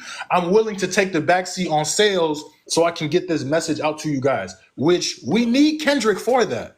But we also need Drake to drop the music that's going to have us outside with our friends Well, doing all these things. I And want I to say think this that though. the beef has. Go ahead, finish. My bad. Go ahead, Javon. My bad. Finish. Wait, what Finish happened? your last point. Finish your last point. My bad. Go ahead.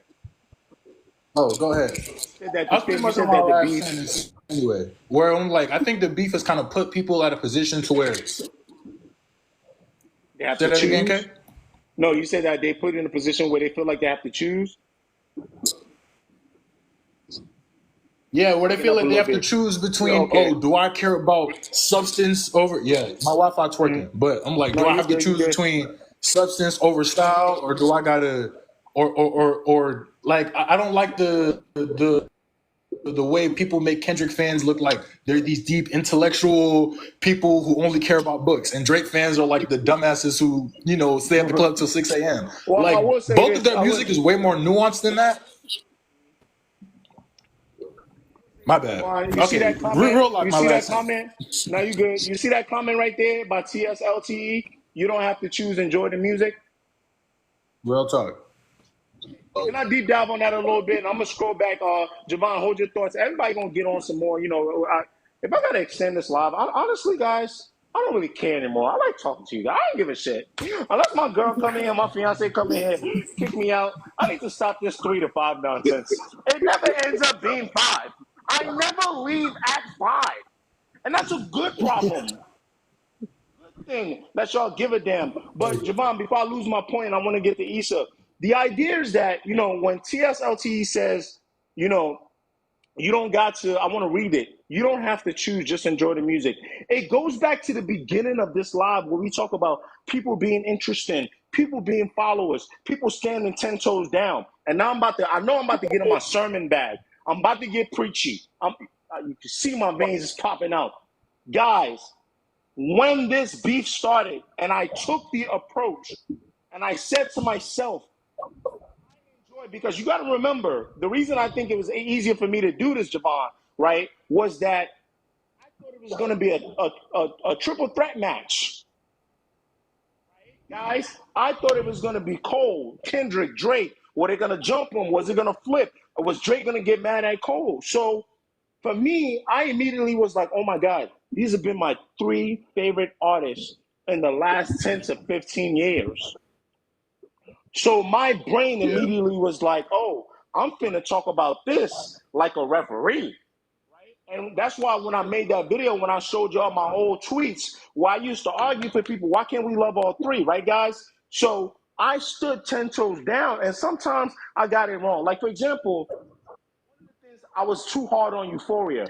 When I look back now and listen to Euphoria, Euphoria sounds way crazier to me than my first initial reaction.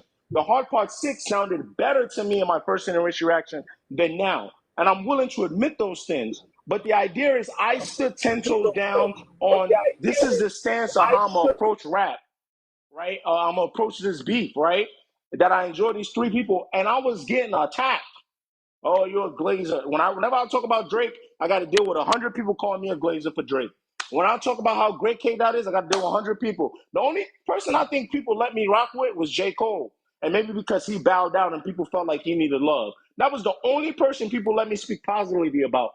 But the idea, though, Javon, to TSLTE point, very big is a lot of us got to stand 10 toes down about how we feel about the music. Seems like it's mostly the negative people, the people searching for clout, the people that are not that exciting, but they've gone their page of, bashing Drake, are the only ones willing to stand 10 toes down. So when I post music comments now, or I post anything, I'm glad that a lot of people are starting to see it. Like the other day, I covered Mustard's album, and somebody commented, that comment meant a lot to me. He was like, yo, I get you now. You really just love music. Because I was doing a DJ Mustard review and I didn't care how many views I got. Same way I did a Lupe review. Like I really just love the music. I'm not gonna lie to y'all and tell y'all that I don't prefer the big three, but I care about Cardi B. I went and played the Ice Spice album the other day. It was torture. But I found some positive about it, and I'm gonna want to talk about that in a little bit. But y'all understand what I'm saying, Javon? You get what I'm saying? Standing 10 toes It was down torture and I was about so what you sad. believe. But do y'all feel what I'm saying? I want to go to Issa real quick because you've been holding to get your point off, Issa. But believing in the music, all these, you're a glazer, you're this, you're that. Obviously, some of the stuff a lot of us are doing is extreme fandom. I get it. Just be respectful. But guys, we care about the music. Too fucking bad. I don't Right. want people being obsessed with people's lives. Finding out what school their kids go to. But this is what they give us is the music, and we give them our fandom back. Now all of a sudden, you either got to pick one, be a stand of one, and then everybody else goes to hell. But Issa, I'm gonna let you get your point off. I just want to answer 40 problems real quick. 40, we're going to talk about the Mustard album along with Ice Spice and Women in Rap and Cardi B to close out. But I do want to tell you that I love the production on that album. There were three songs that were particularly strong for me. The record with Vince Staples, the record with Lil Yachty, and the record with Ty Dolla $ign. I don't know what the names. Was it Way Out? Way Out. Is it Pressure? And what's the record for the mothers? I can't remember. It's not coming to me right now. Those were the three records that were standouts. Please correct me in the chat if I'm wrong. But I think that 40, the production, when you get these guys that make great production, that's what's going to happen. But Issa, make your point, and I think I want to maybe wrap up a little bit on Drake. And I really want to give the rest of our time to talking about Mustard, Ice, and Cardi B, and Nicki Minaj. Go ahead, Issa. Sure, thank you, and thank you for all the contributors here, and y'all going crazy in the chat, and it jogged some thoughts that I Return had that I today, was D Rose. Appreciate you. D Rose, for shout out for the sure. Rose. One of my favorite comments that I've seen is from Damie Activates, and I'm sorry if I said that wrong, fam. Drake's catalog is like a time capsule for a lot of people, including me. And so one thing, and I'm so glad you're having this discourse, because whether you know it or not, you literally are influencing the philosophy of the way we are going to start dissecting information moving forward. And I think it goes I back appreciate to, that.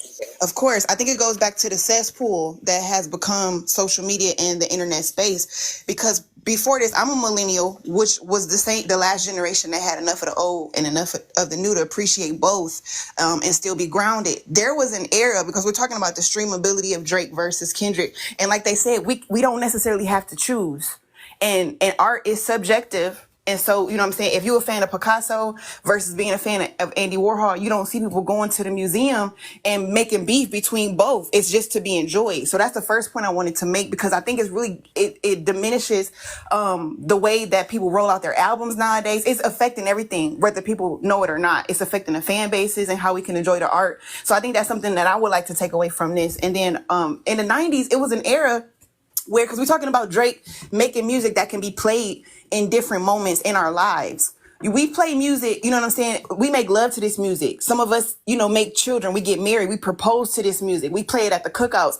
And some of the lyrics are perfect for our graduation and benchmarks in our life that we cannot recreate and we'll never forget. And it was a time in the 90s where you wasn't shit if you did not make a wedding song as an R&B artist. The goal in one era of R&B music was to make music that women can walk down the aisle to, and they was running to the studios to do it back to back to back to back to back. And that goes down to, satisfying the palate of your clients and your customers, because the customer is always right. And somebody called Drake the Chick-fil-A. They call Drake the Chick-fil-A of music, but Chick-fil-A is shitting on everybody because they cracked the code. He said, I want to jump in this a little bit Yeah. and speak on what you're talking about versus what somebody just said in the chat. Somebody just asked if Drake had apologized, would we have given him the same grace as J. Cole? The answer is no. No, And I'm absolutely gonna not. tell y'all what this has to do with Issa in a second, right? The answer is no, but does it have something to do a lot to do with reputation and how well liked you are? Yes, it does. But it's also because sometimes if you are the streaming top dog or the number one sales top dog, you're gonna have enemies. So there's that. And Drake, y'all know I talk about Drake's personalities and the flaws, and some of y'all may not like it, but it is what it is. I talk about it. I like to be honest, and I still say that I like his music. It is what it is. But I want to connect that to what Issa is saying with Drake making a lot of music. Y'all follow me because my brain is weird. It's so funny. Back in the 90s and the early 2000s, the way the music was pushed out was through CDs and radio, right? If there was another artist not named Drake doing this, Travis Scott is one of them that's doing it. I think, and connect me, this is what it has to do with the J. Cole thing. I think people would give that artist more love than they're giving Drake, who, in my opinion, is playing the game right now the way I think it should be played. Y'all hear me out because I'm a musician as well. You have to understand this is the easiest it's ever been to present the music to the audience, right? This is the easiest it's ever been to not have to spend a lot of money to buy the music. Unless I was going to download and use torrents back in the day, if I wanted a new 50 Cent CD, I had to get up. Let me not use 50 Cent because at least computer was running at the time. If I wanted a new Biggie CD, I had to get up, go pay the money, get the CD, bring it back home, right? So that time period, right, was different because then the only other way I could get music from that person was mixtapes. And people didn't really count that as the release, right? It was like, all right, you got a mixtape, whatever, whatever, whatever. And I think that not to be a Drake Glazer, I'm gonna stop giving disclaimer, but I do find it interesting in comparing J. Cole apologizing versus if Drake had just bowed out.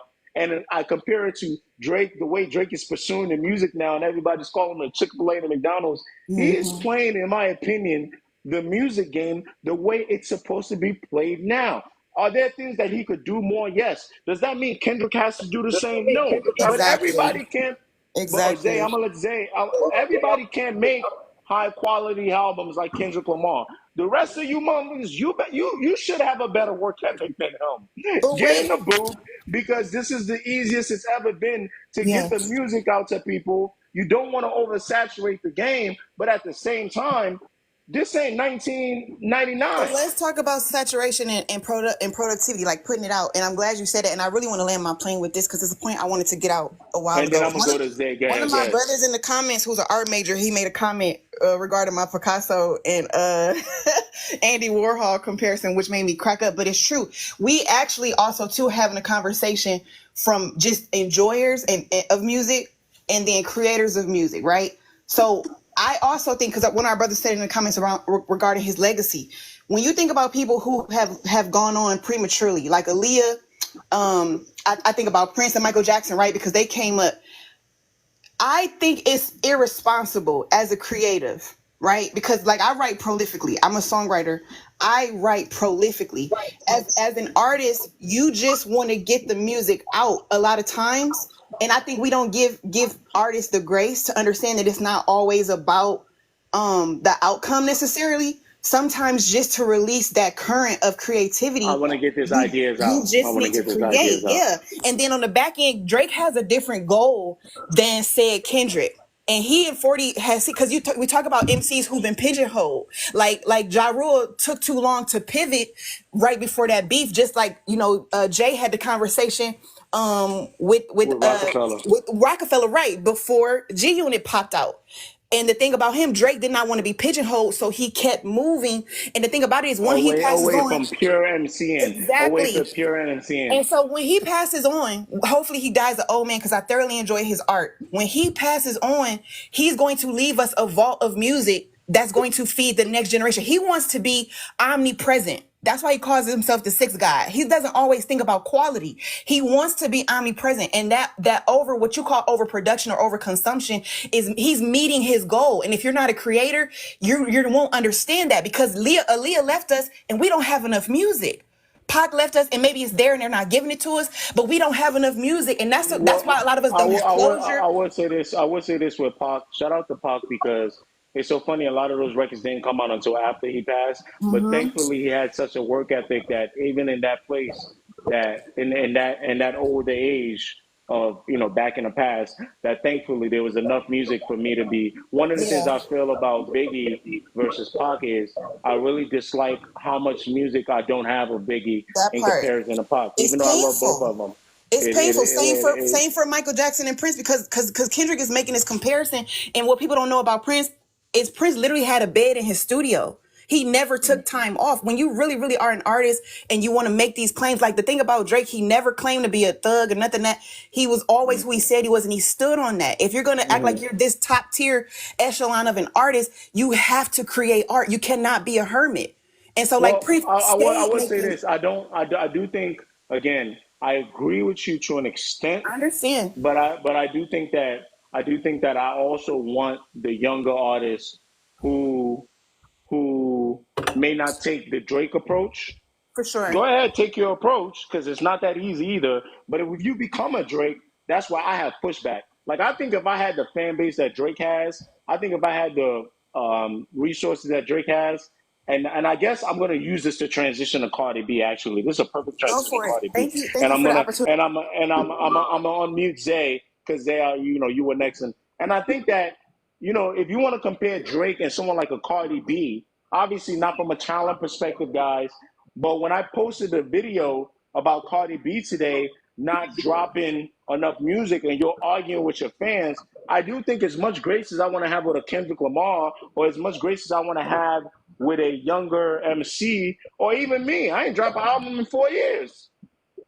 Like, there's a difference, because I'm not Drake and I'm not Cardi B.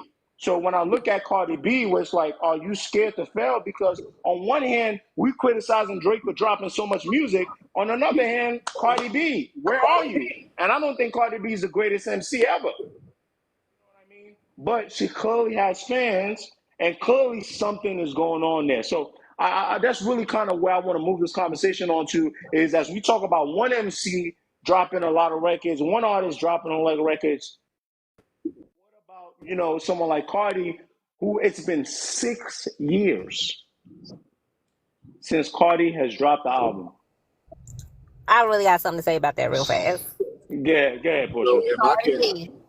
So I called it with Cardi B, and I'm gonna tell anybody who listen. 5 years ago, I said Cardi B was not going to make it in this industry because she's not tough enough. First of all, I think Cardi B is the epitome of an industry plant.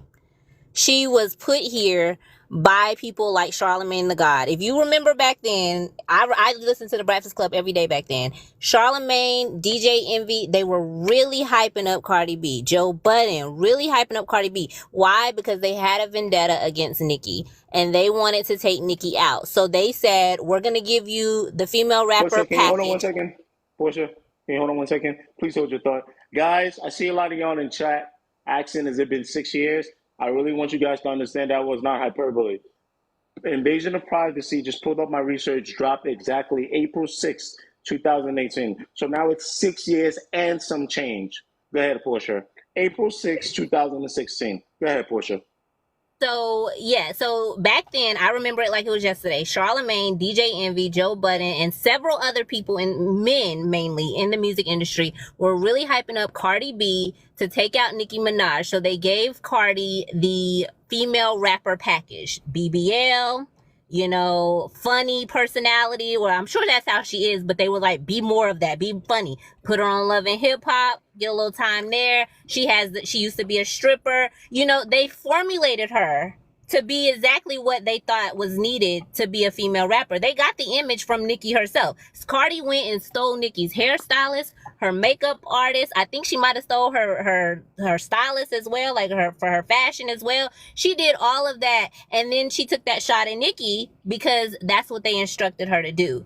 And then I knew it wasn't gonna last for Cardi because she didn't write her own music. So, you know, a lot of her reference tracks have come out.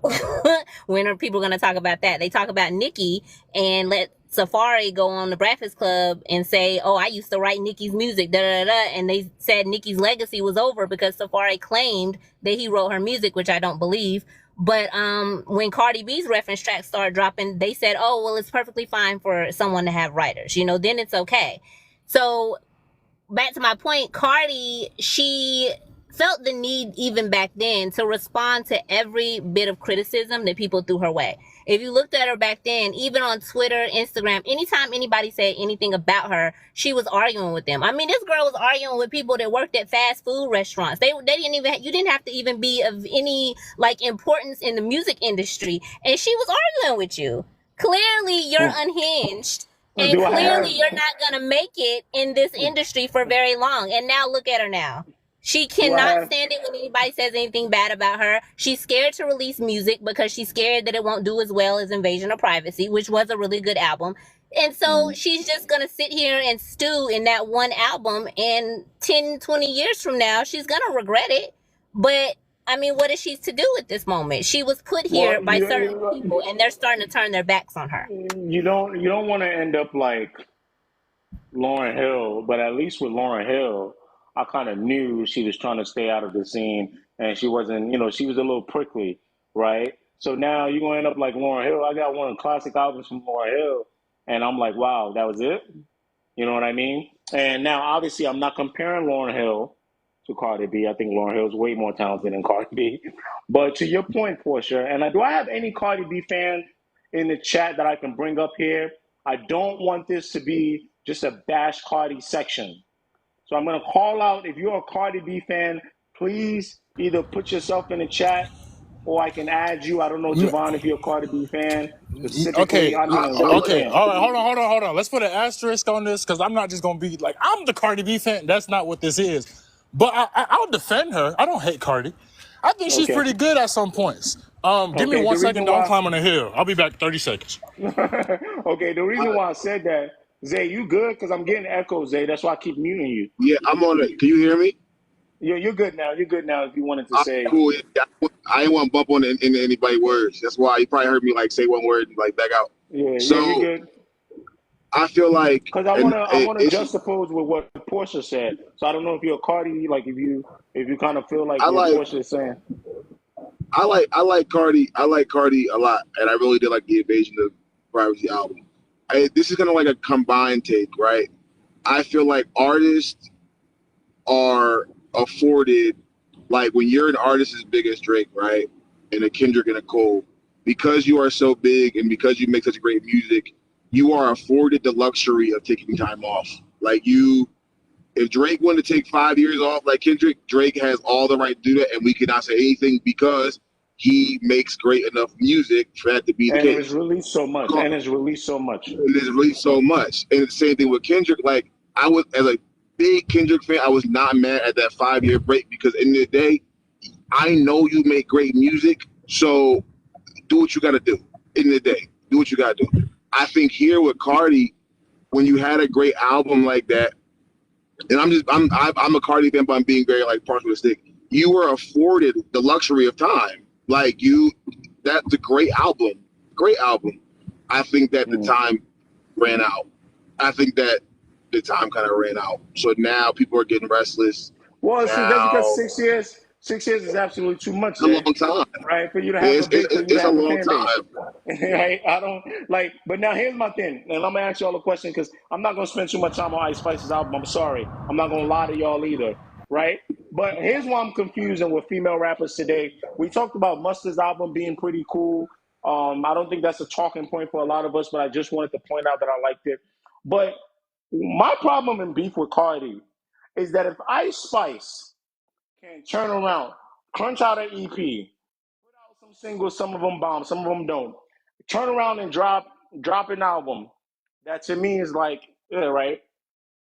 Why in God's world do you feel like you got all this? Like you can't just, because to somebody's point in the chat, she had singles that I think 3 to 4 singles that have ended up on the album, even if it wasn't a cohesive album or as good as Invasion of Privacy, they would have been okay.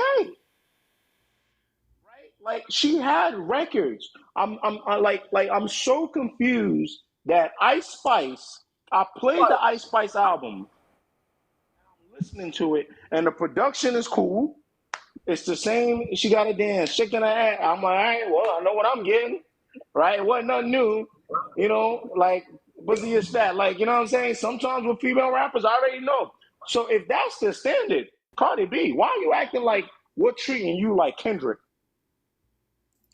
What am I missing here with Cardi B that we acting as though, or she's acting as though? That's what I'm saying. I'm looking for a Cardi fan because Ice Spice album can drop. In my opinion, pretty trash. Production is there, the quality is there because that's what the label gonna do. If Mustard can drop as a producer, like the album, if Rakim, 56 years old, can produce an 8-track album, Cardi B, you can drop an EP. All right, And Ken. it's odd. It's Go odd ahead, because she Kino. gave Go out ahead, good Kino. features too so far in the recent past. So I did defend her when Joe Budden. When I would say I defended her, I tried to see her point of view when she was going back and forth with Joe Budden. But y'all got a lot of points, which is you're extremely sensitive for someone who's not understanding the landscape right now. Cardi, a lot of people are being hard on you because the landscape looks like a free for all. You the one with the production. You the one with the studio. You the one with the fans. Can I say something? Go ahead, Kino. Go ahead. I was just yapping with people in the chat, and I'm gonna use it as a segue too.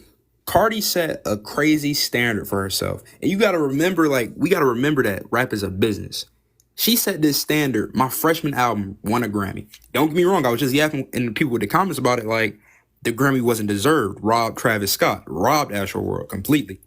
But she set this standard where it's like, I'm gonna win a Grammy. Now she in that sophomore slump, and it's like, I personally, I feel like she probably got something stored away, but it's like, if I drop this, is it gonna exceed my last? Invasion of Privacy, I'm not too big into female rap besides old female rap, but Invasion of Privacy, it had some decent songs. I'll be honest, my mom was listening to Invasion of Privacy when it dropped. What's the song? I think it's Be Careful With Me or something like that. She would play that. I'm like, okay, Cardi flowing right here. On Motorsport, Cardi was There's a flowing. reference shot for that. You see what I'm saying though? Even then, she, her legacy is kind of tainted a little bit with the legacy. I mean, with the reference tracks or whatever. Then on top of that, she has this insane standard where it's like, I have to win a Grammy. If I don't win Best Female Artist, I at least got to win Best Album, this, that, and the third. And I'm gonna use it as a segue. And I know this not even on the list, but I was yapping with people in the chat, and it seemed like they really want to hear about this.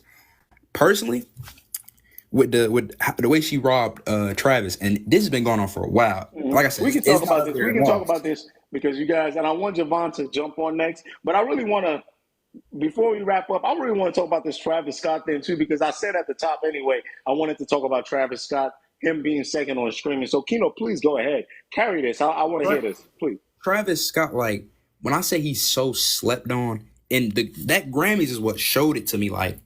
Listening to Astroworld, I'm like, yo, this is the best album of the year. This is literally album of the year. Grammys come up, he lose. It's like, all right, he gonna get it next time. Utopia dropped.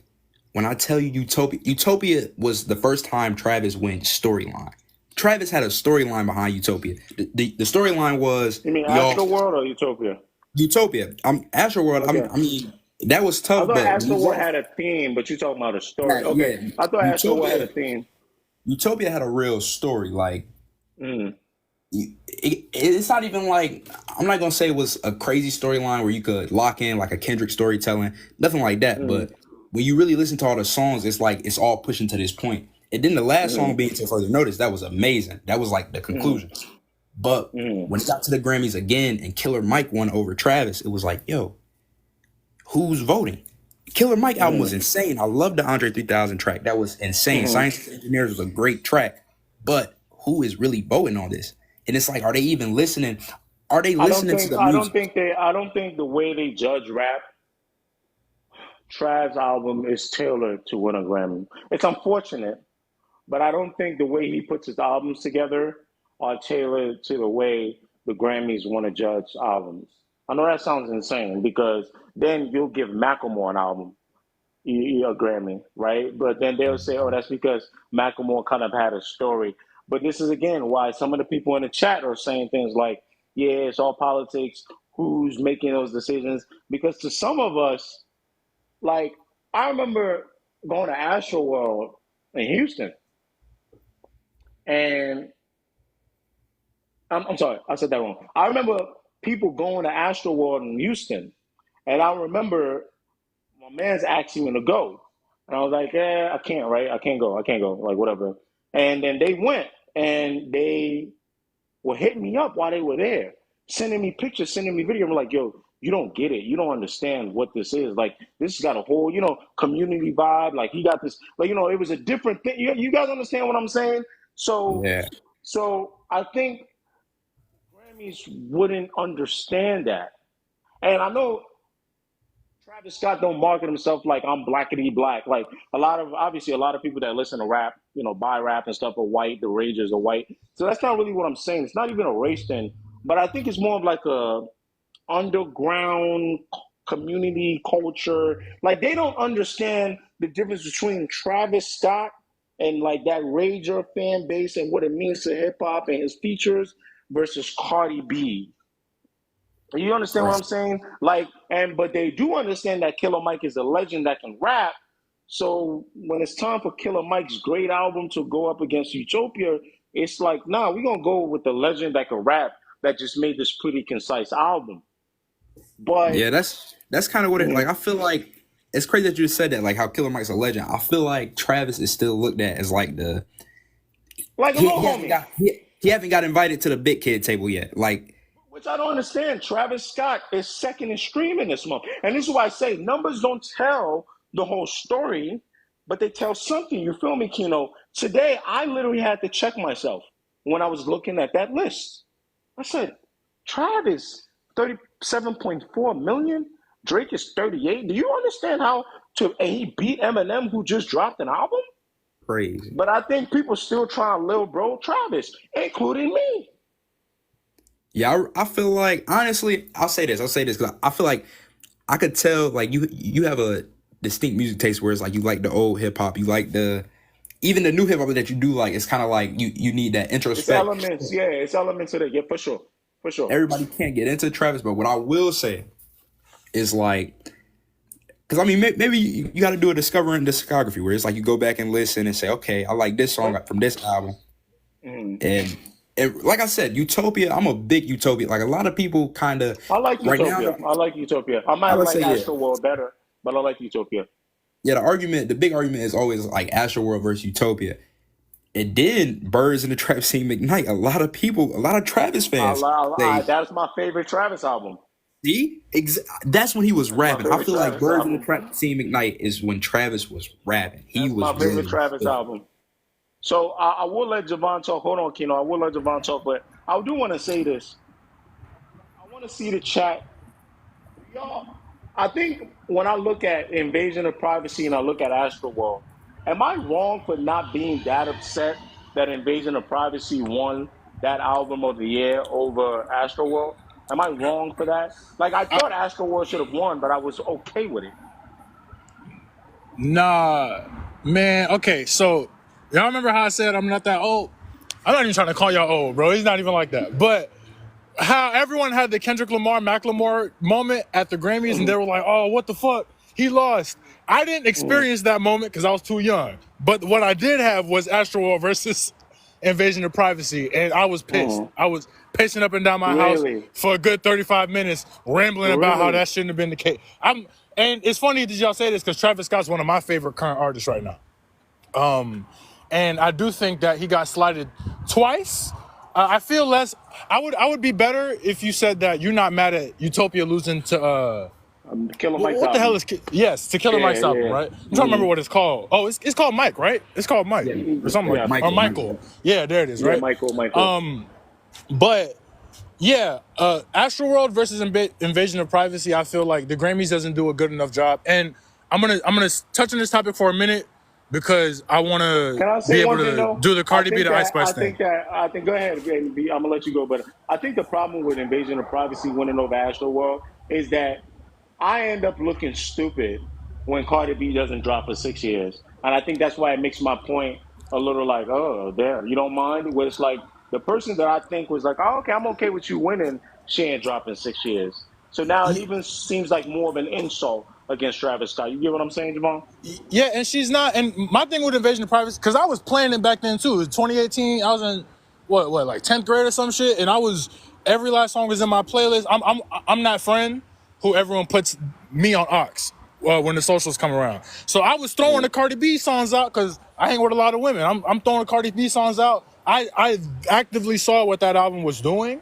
But over time, like, bro, in 2024, if you go back and play those two albums, one has aged way better than the other one, and I feel like it's not even worth an argument. We know Invasion of Privacy ain't aged that well, which kind of Whoa, makes hold it on. sting even more to me. Did he just I, did you just say you was in 10th grade? yeah, dog. I was born in Unk '02, bruh. status. Unk I was status. born in '02, bruh. Oh My bad. no. Joe was born Born in when 50 '02. Cent was running around with G on it. Do you know how insane that is to me? Dog, Yeah. to the point, K, I be on your page, you be talking about, oh, because I consider myself an MC. I start calling myself an MC. I'm like, I ain't never did this before watching K page. I tell everybody I'm a rapper.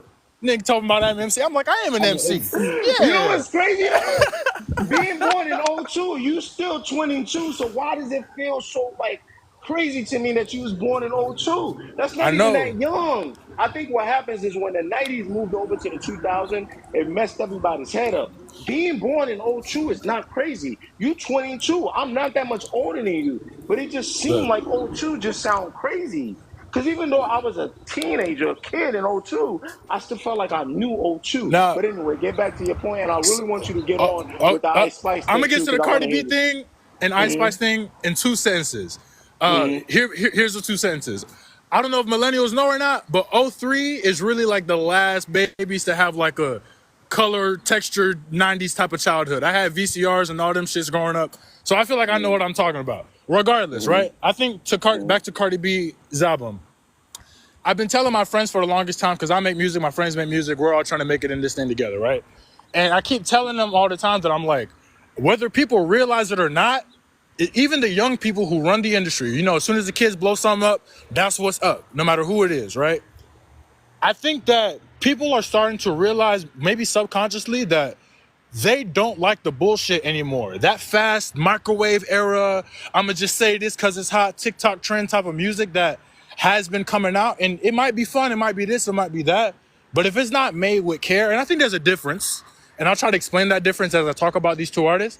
But I think that slowly but surely we're waking up to the fact that we want substance back in our music. Doesn't mean it all has to be as in-depth and layered as a Kendrick Lamar album, but it needs to come with some form of concept or idea that's much more layered than this, I'm a baddie, I'm showing my thong, I'm just which is saying, exactly what I but think. then the pushback I give to you is unless you think it's just a marketing or you think it's just a clout game, then who the hell is listening to the Cardi B stuff? Who is the market for Cardi B? I mean, not Cardi B. I'm sorry, for Ice Spice. Who is the market for Ice Spice? You see, now here's the thing that Ice Spice and the people who signed her didn't realize. Because remember when Ice Spice first got signed, and it's the same argument being thrown around today. Ice Spice don't deserve her spot. She can't rap. All she do is twerk, X, Y, and Z, right? We've heard those arguments 30 million times. What I think Ice Spice had on her side was Ice Spice blew in an era of TikTok where like everybody was kind of Munch with blowing up for Munch. being, with Munch. Everybody was being, kind of funny. It was kind of, it was funny. It was quotable. It was this, it was that. And I think for the first year and a half of her career, it benefited her because she didn't have much. She had Munch, and then she had like 4 songs out. Then Munch blew up. Then she dropped the Like EP, which added like another 5 songs. But oh no, and then she dropped the Bikini Bottom one too. So she had Munch and Bikini Bottom, and then put 4 more songs on the EP, right? Now, even that first EP was cool. It wasn't great, but it was cool.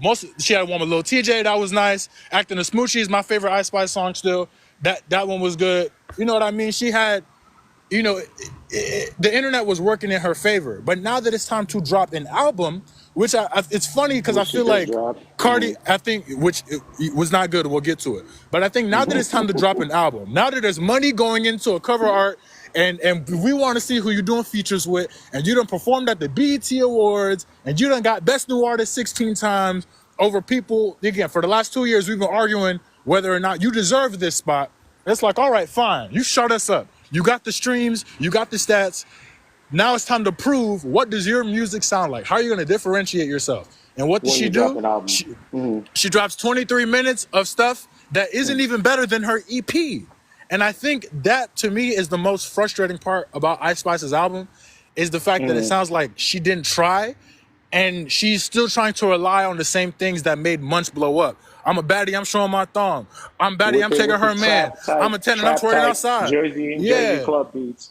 Which, again, we like this. We do like the sound. Did It First is still, Moments, for certain moments. for certain, even with Did It First, which in my opinion it's a disappointing fact that Did It First is probably the best song on the album. Because one, sonically, it doesn't sound like it's on the album. And then two, we've heard her make 3 versions of Did It First that all are better than Did It First. Does that make sense? Acting a Smooch is already out. I think Boy's a Liar is Ice Spice's best performance ever. If you Which account Boy's a Liar isn't Part even 2, her. and it's Yeah. not her song, but it's still, I feel like if you were to look at what's the best Ice Spice record, if the aliens came down and for whatever reason they was like, we need the best Ice Spice song, I would give them that verse. You feel what I'm like? But She's done it before, but it's to a point now where it's like, these things, if you're not gonna reinvent yourself and do it better, they're not going to keep working. People are tired. Now you're getting turned into. Go ahead. No, this is my struggle with Ice Spice, because before we can even start talking about reinventing yourself, right? Before we can even start talking about those conversations, right? My biggest conflict with Ice Spice is, dog, even the records now, as young as you are, as unique as you are, I mean, as young as you are and as fresh as you are as an MC, I'm already tired, right? And I'm already tired not just because I'm super tired of your sound. I'm tired because sound is deteriorating every time, and you didn't even start that high. Yeah, Munch wasn't the greatest shit ever, and I feel like the next Ice Spice song I hear is always worse than the one the one that before. came before, and it's And because I really hope the labels are starting to realize, dog, y'all got to start signing people who at the very least have a passion for music. If y'all don't want to worry about talent, fine. At least have them have a passion for music, because what it screams to me, because Ice Spice is, Do you think Cardi B has a passion for music? I don't think it runs that deep. I think she has one, but I don't think it runs that deep. And the reason I say that is because I've heard many, and here's where I think Ice Spice and Cardi B separate. I've heard many a Cardi B verse where I'm like, nah, she murked that. Like, there's a good At least from 6, a performance 7 standpoint. from a performance standpoint where I'm like, nah, I don't like this song without Cardi B on it, and I'll stand by it, right? Even Tomorrow 2 with Glorilla, I think she killed that. It ain't her song, but I think she killed that, right? I think she showed, or even Clout with Offset, or even she dropped 2 songs on Offset's album. One was bad, but the other was really good. I'm trying to remember which one it was. Oh, the freaky one, I ain't like that one. But the jealousy one, again, killed that. So I'm sitting here thinking to myself, I'm like, dog, Cardi, it sucks because you kind of have this.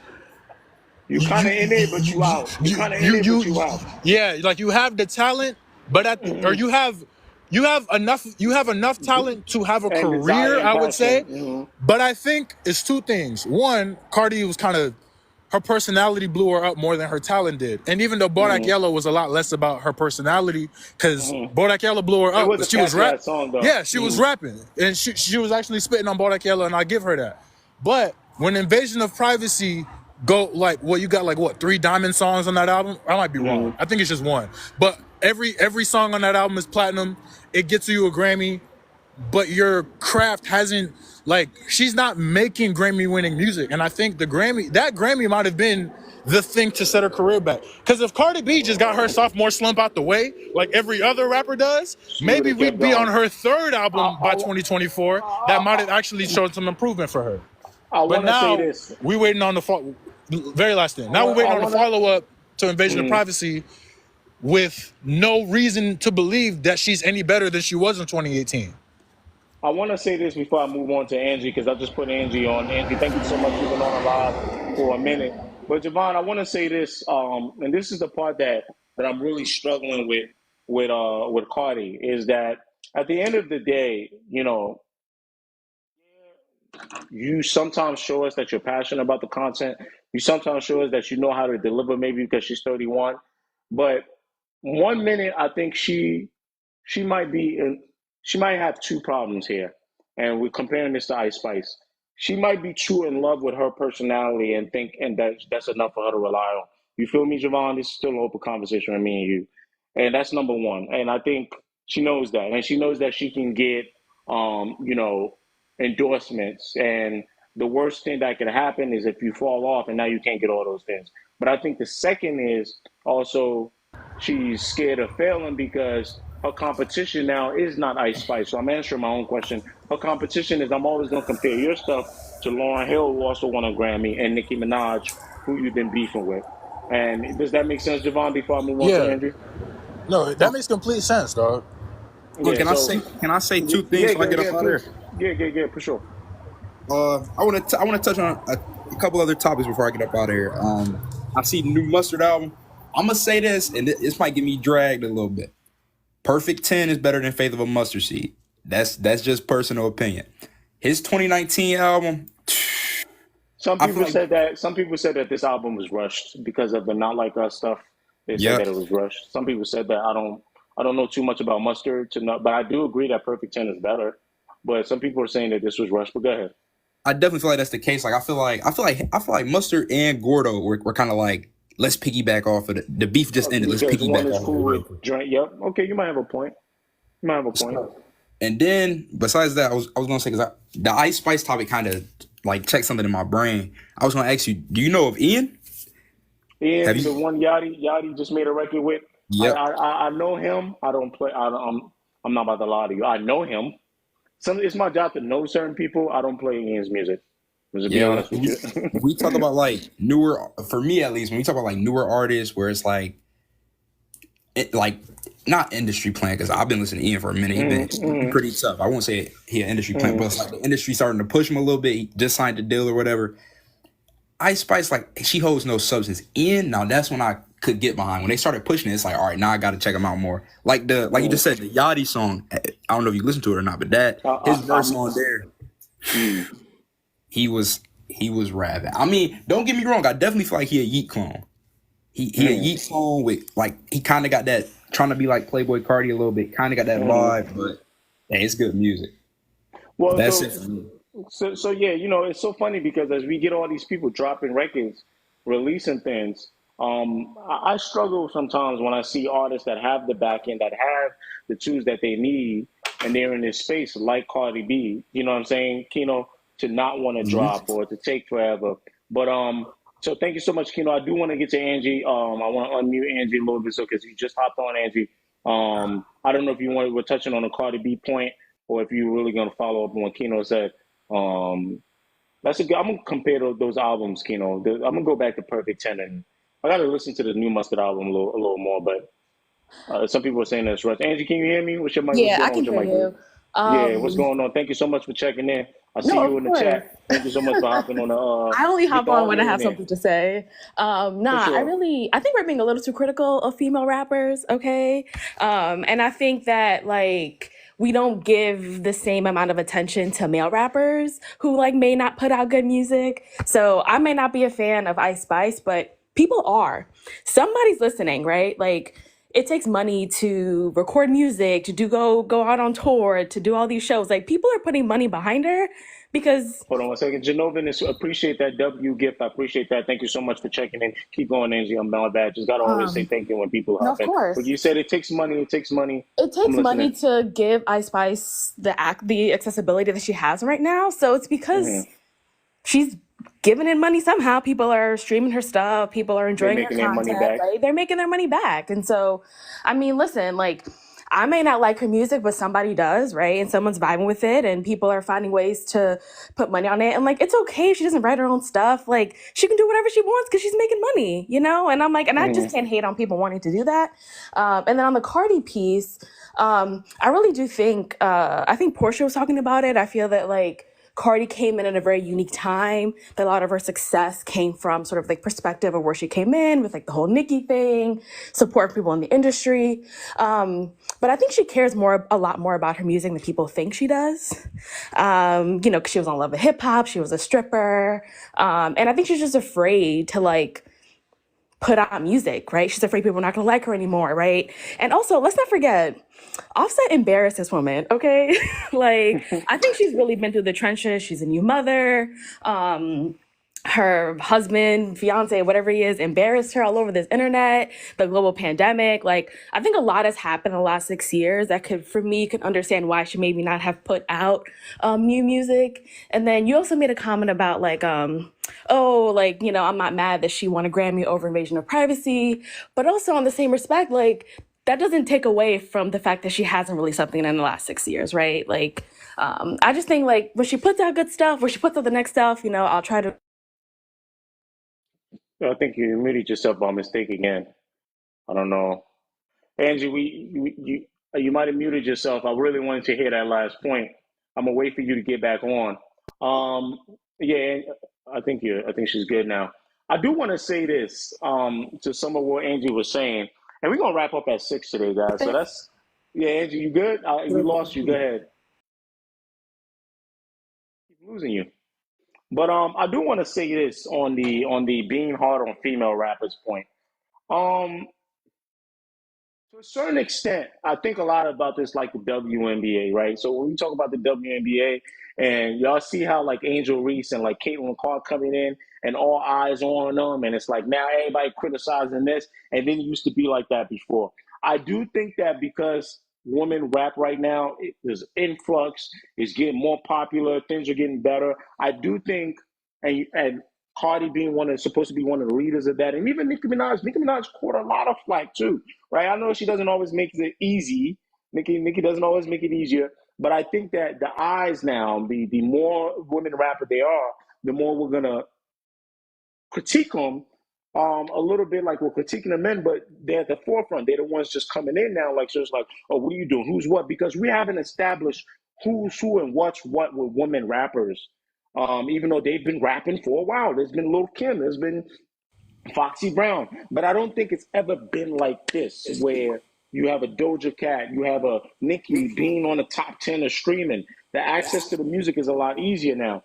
So I am willing to listen to you guys if you think we're being just a little harder on the women, but I do think that especially with Cardi, maybe not with Ice Spice. I'm willing to listen to Angie and say, you know what, Ange, there's an Ice Spice fan, and clearly that's why the music is hard, right?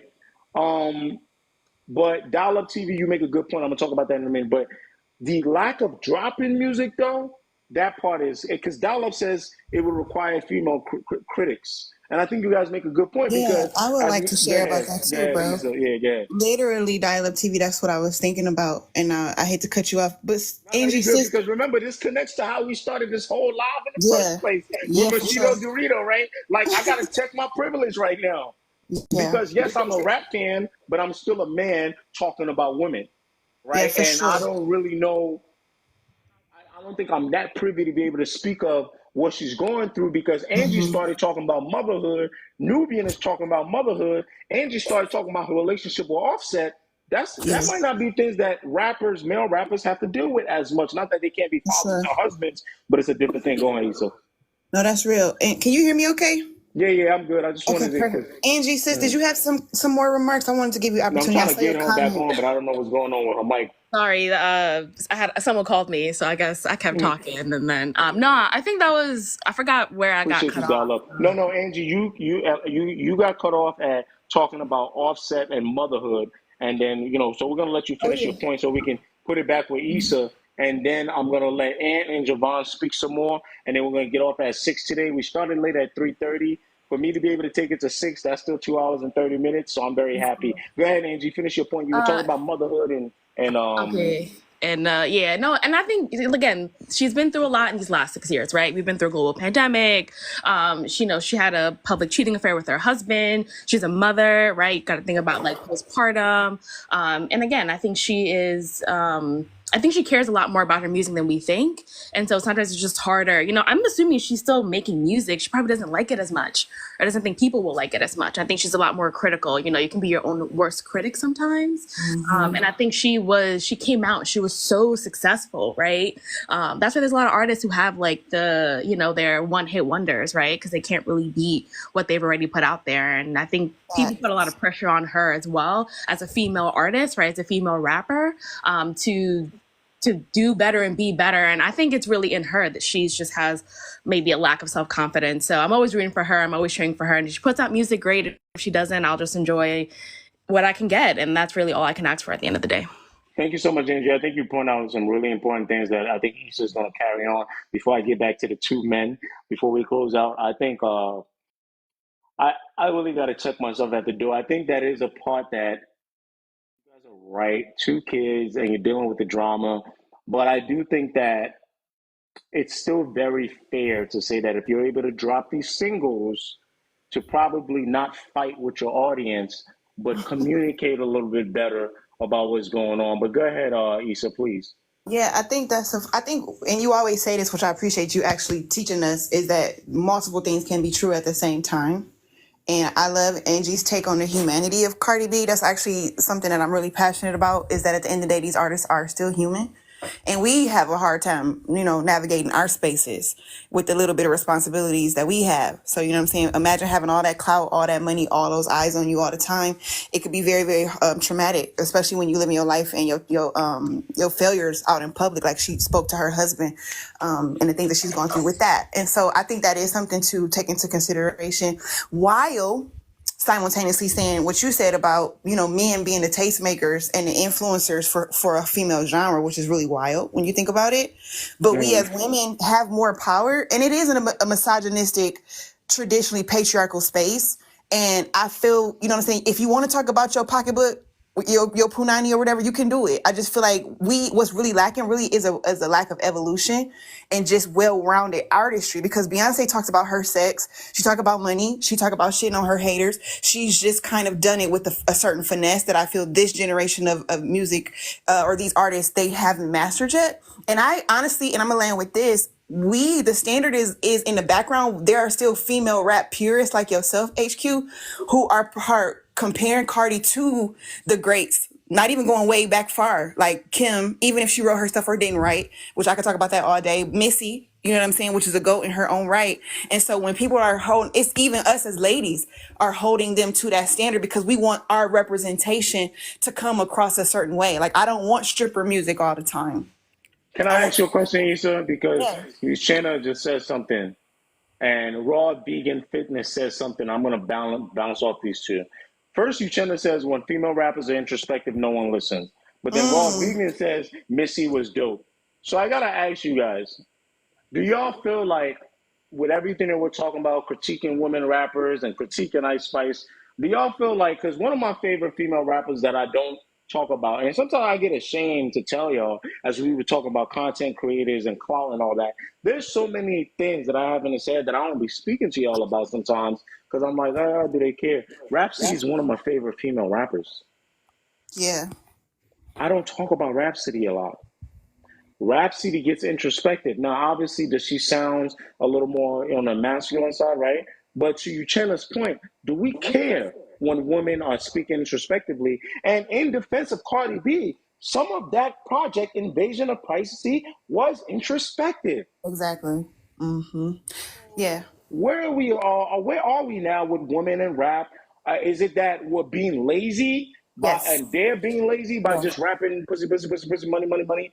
Or I think it's both. I think it's lazy as it pertains to what they're putting out, and we're lazy in our consumption. Like you said, we're not able to be well rounded, and this goes back to the point that you spoke on earlier. Like, are people just not talented? And I meant to say it's not that we're as content creators and enjoyers of content are not creative. We are not allowed to be multidimensional as humans, and I think even Kendrick feeds into that, where like you pigeonhole yourself as a what does a woke artist sound like? Because honestly, Michael Jackson was woke. If you take the music away and you look at some of Michael's lyrics, that stuff is mad woke, but he put it to a pop beat. Same with Beyonce, with the Lemonade and just different concepts and ideas that she talks about. And so it honestly is just us really detoxing from how we measure one another and how we're measuring the art, and then how we're consuming it and filtering it through our own conversations and philosophies and traumas and experiences to really hear people for what they're really trying to there's no say. one size fits all for Yeah, it's not. introspectiveness because Megan Thee Stallion did that. She hasn't gotten enough credit that and I have my critiques of Meg. I have my critiques of flows, but it falls right in line of being too hard on female rappers. But for all the critiques that I may have of Meg, and I think for me, I got to check myself. It's a little East Coast bias. I'll be catching myself when I do that. There's some Southern rappers that I just lean into, and some of them I act like they speak in another language. I don't know why I do that. But Yeah. with Meg and Nicki, yes, you turn her, they have done some of this stuff. But I think the videos are distracting people because they dress sexy. They have done some of this stuff, and I think they have proved that the audience, yeah, it might not always stick, but they have proved that clearly it's it's acceptable, Yeah. right? Absolutely. So at the end of the day, this is again, like I keep saying, I keep making this point. This is the easiest it's ever been to put the music in front of the audience. For Christ's sakes, put the music in front of the audience. And I know people got labels. I know you got to worry about this person and that person. But again, I said this now my 10th time. I repeat myself until the point lands home. If Ice Spice and her label can give me 10 versions of Munch, Cardi B, you can give me Invasion of Privacy too, with some introspective records, some shaking my ass records, Yeah. right? And Andrew, you're Wow. right. It is easy in a set to put the music out, but what I'm trying to say is in decent amount of time, in Right. decent amount of time, right? So, but again, I will give you guys the point that you're making about yes, motherhood, how hard it is being a celebrity, a female celebrity now in this era. I mean, we think about all the things that's happening. Cardi, I mean, her news were getting leaked and stuff like that. It was just very odd stuff. But I want to say to you guys though, as we move on the landscape of rap, do y'all think one the genre will move in a sort of, I don't want to say a newer space. Do you think the genre will move into this split, diverted world now? Where you're gonna have women rappers, they're gonna call it this, they're gonna call it this genre. You're gonna have the Drakes and Travis Scott's in this genre, the Kendrick Lamar's. Like, where are we going? And that's why I want to wrap this up and get everybody on a panel standpoint so we can get up out of here. Where are we going now? Because we've did so much discussion in the last 4 lives we've done, guys. I think we've put more work into talking about the music and trying to understand the music and understanding the space that the music is in, right, guys? Than some of the tastemakers are doing. We should get a goddamn check. So I'm gonna go from Ant all the way down. Based on everything we've talked about today, I just think it's a nice way to close it out. Based on streaming numbers, based on men and women MCs, based on content. And let's start with you. Where do you see the genre going? I know you're the one that brought up the big three retiring. Where do you see the genre going, let's say 10 to 15 years from now? And that's how we're gonna wrap up. To be honest, considering about how all these guys are always complaining about not being paid and accordingly, I have no idea where this might be going. Mm-hmm. It's like, cause like It's a tough creative, question. I'm okay with that. yeah, like cause like all these guys are complaining about being paid, or cause it's gonna get to a point where like, is it even really worth doing the music and being like creative and this, that, and the third? Like, if you don't necessarily have the backing, but then like labels aren't really trying to like pay that much. So who knows? Maybe hip hop might digress into a more into like how it Niche. was at the beginning. Because at first hip hop wasn't, if you look at the charts, right? Mm-hmm. Like pop music and country music with hip hop aesthetics, with hip hop production thing is really what's at the top of the Billboard, right? Like Mm-hmm. Shaboozey, Post Malone, Morgan Wallen, Mm-hmm. right? So in the next thing is I see there might be like a more like a digression, might lead to like I guess like a second renaissance in hip hop. Mm-hmm.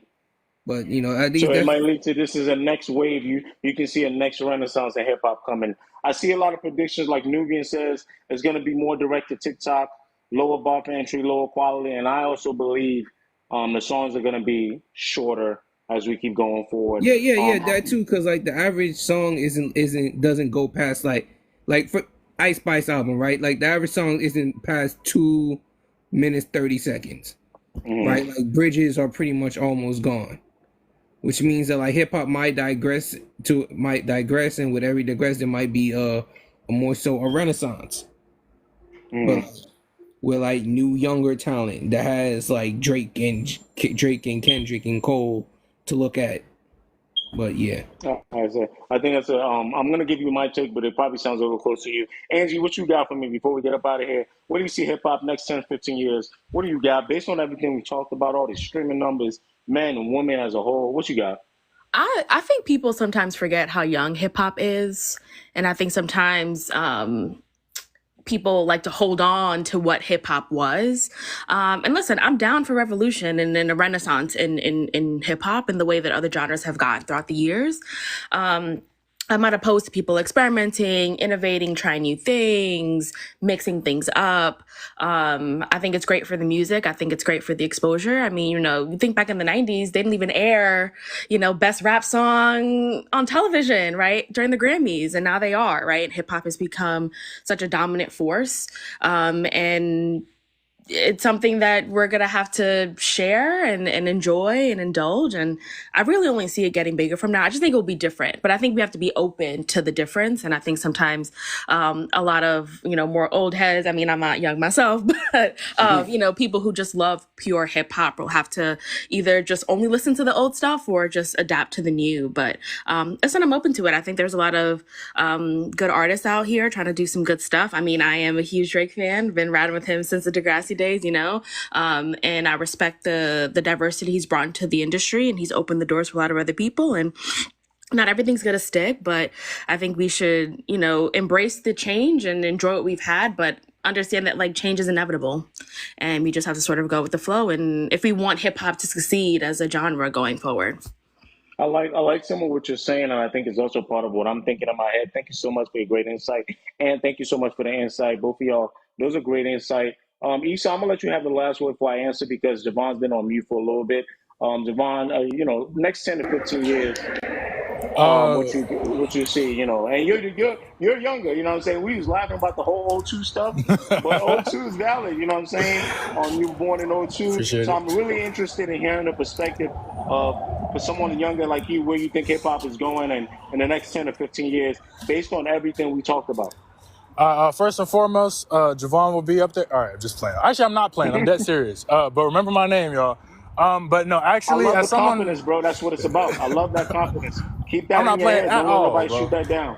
Don't let nobody Appreciate shoot you, that man. down. But I think hip hop in the next few years, I want to actually piggyback a lot of what Angie said, but I want to use some of your points too, K.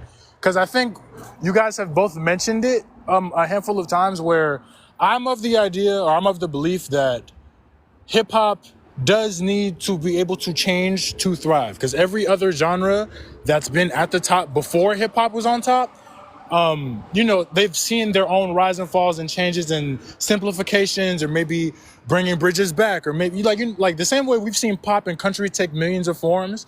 Hip hop already has millions of forms, but I think we keep running into this idea of, and this is where I want to use your point, Kay, of capitalism versus culture, right? Of what do we want to be commercially successful versus what's true to the roots of hip hop.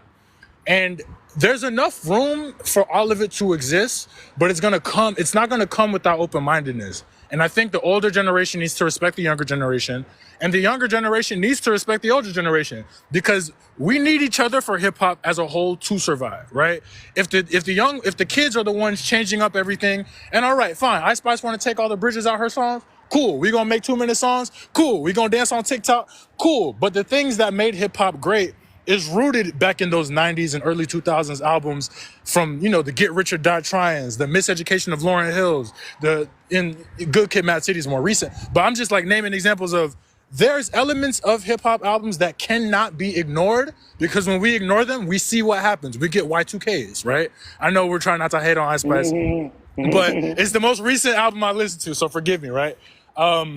Because if we don't follow the benchmarks of what makes hip hop true to itself, we're gonna be led astray. But at the same time, if we keep listening to other people who was like, nah, man, if it ain't Rakim, I don't want to hear it. And then, you know what I mean? Playboy Cardi ain't allowed to get his shine off because we want to hear quadruple entendres for 4.5 minutes. Some of these new cats ain't cut out to do all of that. No, I think gatekeeping should be about gatekeeping quality and maybe I guess intentions. That's the way Oh, I can put it. But for sure. But Javon, I think over. I'm gonna say something to your point though that I think is a Okay. short version of what you said, and I always remember this. I can't believe I'm about to give y'all my sauce. Do you know who the smartest young person is in the room? Who? There's the young person that listens to the older people. Do you know the smartest oldest person in the room? Is the person that listens to young people. You just put me on game, Uh, huh? I appreciate that. so let's say I'm the oldest person on this live right now, right? You see how I'm willing to listen to you? For sure. I'm smarter than everybody else on the live that's my age. But let's say you the youngest person alive right now. You see how you willing to listen to me? You smarter than all the other 20 some years old and alive. You understand what I'm saying, right? Like the idea is that I have my ways and things that I'm set on, but I can't. You can't. It's hard to teach an old dog new tricks, and I'm too close to the forest to see the trees in a way. I know that's not a great analogy in terms of age, but I see what you're saying, though. I see what you're saying. when you go, hey, listen, man, them kids ain't doing. Because I'm still making music, right? Me and you, right? I'm like, oh, Yeah. don't make that song 3 minutes. They ain't really. You understand what I'm saying, right? They ain't really bumping that like that. Then it make me go, oh, okay. And then when I tell you, like, listen, Devon, you gotta the album, like you gotta then you bump that, then your album come out dope. You get what I'm Yeah. saying? So that's the idea based on what you're saying. And I want to get to Issa. I don't know if that was your last point, so I could close out the show and we can get up out of here. 6:15 is Man, my deadline. Issa, forgive me. Give me 30 seconds, bro. Please, because I Bet. love hearing Issa go ahead. But nah, just to close out, I think hip hop as a whole, I don't necessarily know if it's going to get better or worse. I can't really make that prediction. I do want to bring up the point, though, that because hip hop is a genre that is US based, that is run by black people, we have hip hop. The story of hip hop is very closely tied to the story of this country and politics, which is why I respect you for covering politics a lot on your page, because we need to be able to have these conversations about Young Thug's trial, about what can and can't be said in rap lyrics, about what our country's going to look like in the next 4 to 8 years, right? Those stories matter Okay. just as much, and I don't know exactly if it's going to get better or worse. Everyone can make their predictions, right? Whether you hate the TikTok or if you love it, it's going to be something. All I do know is something isn't connecting the same way it was, and hip hop is due for a change of some sort, and that change is coming quickly. So I just advise everyone to be ready for the change and try to influence that change to be as beneficial for the culture of hip hop as possible. Okay, Javon. So as all three of y'all spoke, y'all are helping me clean up my answer because I think I got my answer. Issa probably gonna be the last one to land this puppy home. She might steal my whole answer, but I'm gonna let Issa talk. Javon, thank you so much for the insight, brother. You Of are course. extremely wise for your age. Do me a favor. We're only episode 4 in. I got a lot of unsigned guys that I promise that I'm gonna start this, and I got to get my sound together. I want to make sure I do y'all justice. I want to do like an unsigned section, maybe at the end of every show or the beginning of every show, right? To just play somebody's music, right? So please DM me. Even if I don't do it next episode, that I'm keeping a list of all the unsigned guys that's DM me and gals, right? So please, Devon, DM me with your, just say, hey, this is my artist name, whatever, so I can have it. I want to make sure that, you're on my mind when I do some of this stuff. Of Feel me? course, man. I appreciate that. I appreciate that Yes, so sir. much. Yes, sir. I'll be there. Issa. Yes, sir. Come Issa. Hey. on, Issa. Shut up, So, Javon. Believe so it or I'm a, not. this how we getting ready to close out 6:15. For sure. In the next 10 to 15 years, what do you see hip hop doing based on everything we talked about? I know Yeah, some political stuff in there. You go ahead and have the floor, and I'm gonna close out this show so we can get up out of here and go enjoy the rest of our time with our family. I appreciate for y'all sure. being in here for 3 hours. Thank you. You the stream guy, and I'm not glazing. Like I don't even be on people's streams I because they don't have this appreciate much y'all. quality. Appreciate you. And I appreciate y'all. Javon We just and getting Angie started. and yeah, y'all been cooking, and I actually am gonna change my answer a bit because like you, they kind of influenced the outcome of what I wanted to say, which I greatly appreciate. But initially was gonna say if Beyonce is any indicator, because she's like one of the trendsetters in across every genre for like the past 20, 30 years, she's taking it back to the crates. Like she's literally on She's a body to reinventing body stuff. tour right Yes, now. And yes, we talked she's. about, nothing new being under the sun. I feel like there will have, like, if you think about what Nick's approach was, which was physical experiences, like signing stuff and going out and doing meetups and putting the stuff directly to the hands of the consumer. I'm thinking we're going to have a renaissance. Somebody used that word, which I think was so poignant.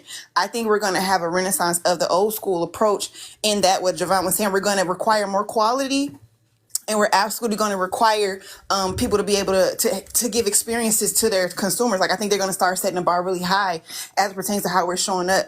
And beyond that as well, I feel like for it to really, because Javon said something so dope, which was there are certain elements to hip hop that we cannot do away with, which was going to be my initial thing. Beyonce said, and I'm starting to see it, she believes that they're going to do away with genres eventually altogether, which is why she I've heard that a experimented. few times, not only from Yeah. her but from other people. Yeah, with Cowboy Carter, and there's different struggles that they've had with streaming and things of that nature. Somebody talked about they think that they're going to be doing more TikTok-y style songs.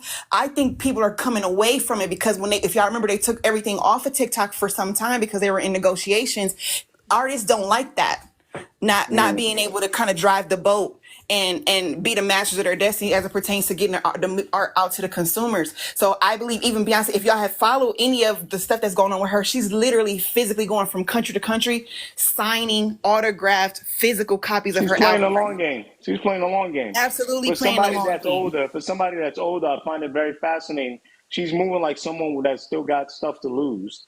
Yeah, absolutely that. Yeah, she hungry as hell right now, and I think that that's what like what Nip was doing, what she's doing right now, and a lot of independent artists are doing, like Russell and others.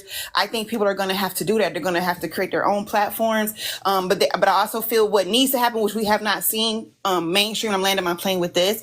I feel that when I was talking about gatekeeping, I'm talking about preservation of the culture. I believe that there has to be a marriage between the old heads and the young ones. There has to be a passing of the torch. Not saying like, oh, I was the GOAT then, so you're the GOAT now. It's no, like a KRS-One who literally goes around and does think pieces in person. Like he does, you know what I'm saying? He does speeches and things like that to educate and to mentor. That's what's missing. So anybody out there who wants to be on the next wave, I foresee that whoever is in a position to mentor and do artist development over the next 15 years, you're going to win in the long run. If you can create a You platform, mean you mean the person that creates that platform for artists, or you mean the absolutely, artists themselves? where you can discover new talent, you can give them the platform, and you can develop them and get their music out to their consumers without a bunch of rigmarole and jumping through hoops. Y'all are going to win in the long run. As I close, I think y'all should actually watch Dirty Pop on Netflix regarding the NSYNC and the Backstreet Boys story for some indication on how to get started. If you're really, really passionate about the music and the art and you love people and you want to, have an influence in this, if this is like stirring something up in you, I think that's a good place to start. And I'm going to land my plane with that. Thanks for the opportunity, bro. I appreciate you. I appreciate you. Thank you so much. Always coming in with great insight. All of y'all coming in with great insight. I feel like what I'm about to say to close out is really just going to sound like I'm repeating a lot of y'all point. But I'm going to try different approaches. And I want to thank y'all so much for being here. Nubian, can I answer your question real quick? You asked me how old I am. Shameless plug. I do this every time y'all ask me for my age. If you want to know how old I am, you're going to go on Apple, Spotify, wherever, wherever you get your music from. Ramon, can you relax? Thank you. Can you let me get my promo off? You're going to go find my album called Days After by HQK. You're going to play the very first song on there. It's called Album Mode. All right. On that record, I say my age. All you got to do is look at the year that I dropped the album, look at the age, just do the math, and you find out how old I am. Ramon might be lying. I really might not be that age. But anyway, let me close out with saying this, guys. The next 10 to 15 years, what will hip hop be? One more time, I gotta thank y'all so much for joining me. We're at 3 hours now. But where will hip hop be? In the last few months, people have been talking about the beef. Let me walk you guys back. I'm not gonna take too much of y'all time. We gotta go. People have been talking about the beef and talking about and making all these grand things about what the beef is about and where it's gonna take hip hop. And I think that they're partially right in my opinion. I do think there are elements of what has happened in this beef that represents a larger transition in hip hop. And all of them aren't the way that they think. Follow me. A lot of people think the way Kendrick made it just took down Drake or whatever, means that it's going to be, the dismantling of Drake and the dismantling of anybody that wants to sing and do different accents or use writers, and that hip hop, the gatekeepers, the old heads are like, yes, hip hop is back. I wholeheartedly disagree. I think that what it will do and what it has done, as much as you watch other things happen in hip hop, if you go back to the Kanye West days, if you watch what Travis Scott is doing, if you watch what Doja Cat is doing, to my panel's point, is that a lot of hip hop was moving to this genreless, collaborative, different cultures, different, sometimes shiesty ways of people doing business and taking things and sampling in ways that we were like, oh, even that's too much sampling for hip hop. Even though it's built off sampling, it's like, oh my God, you're just gonna take Bob Marley stuff like that. You guys want to get what I'm saying? I think that that's still going to be a thing. But I think what Kendrick may have done, even though to some people it may look vulgar now, it may look like it's like, oh, I think he may have inspired a ton of kids who are going to go about it the Drake way anyway.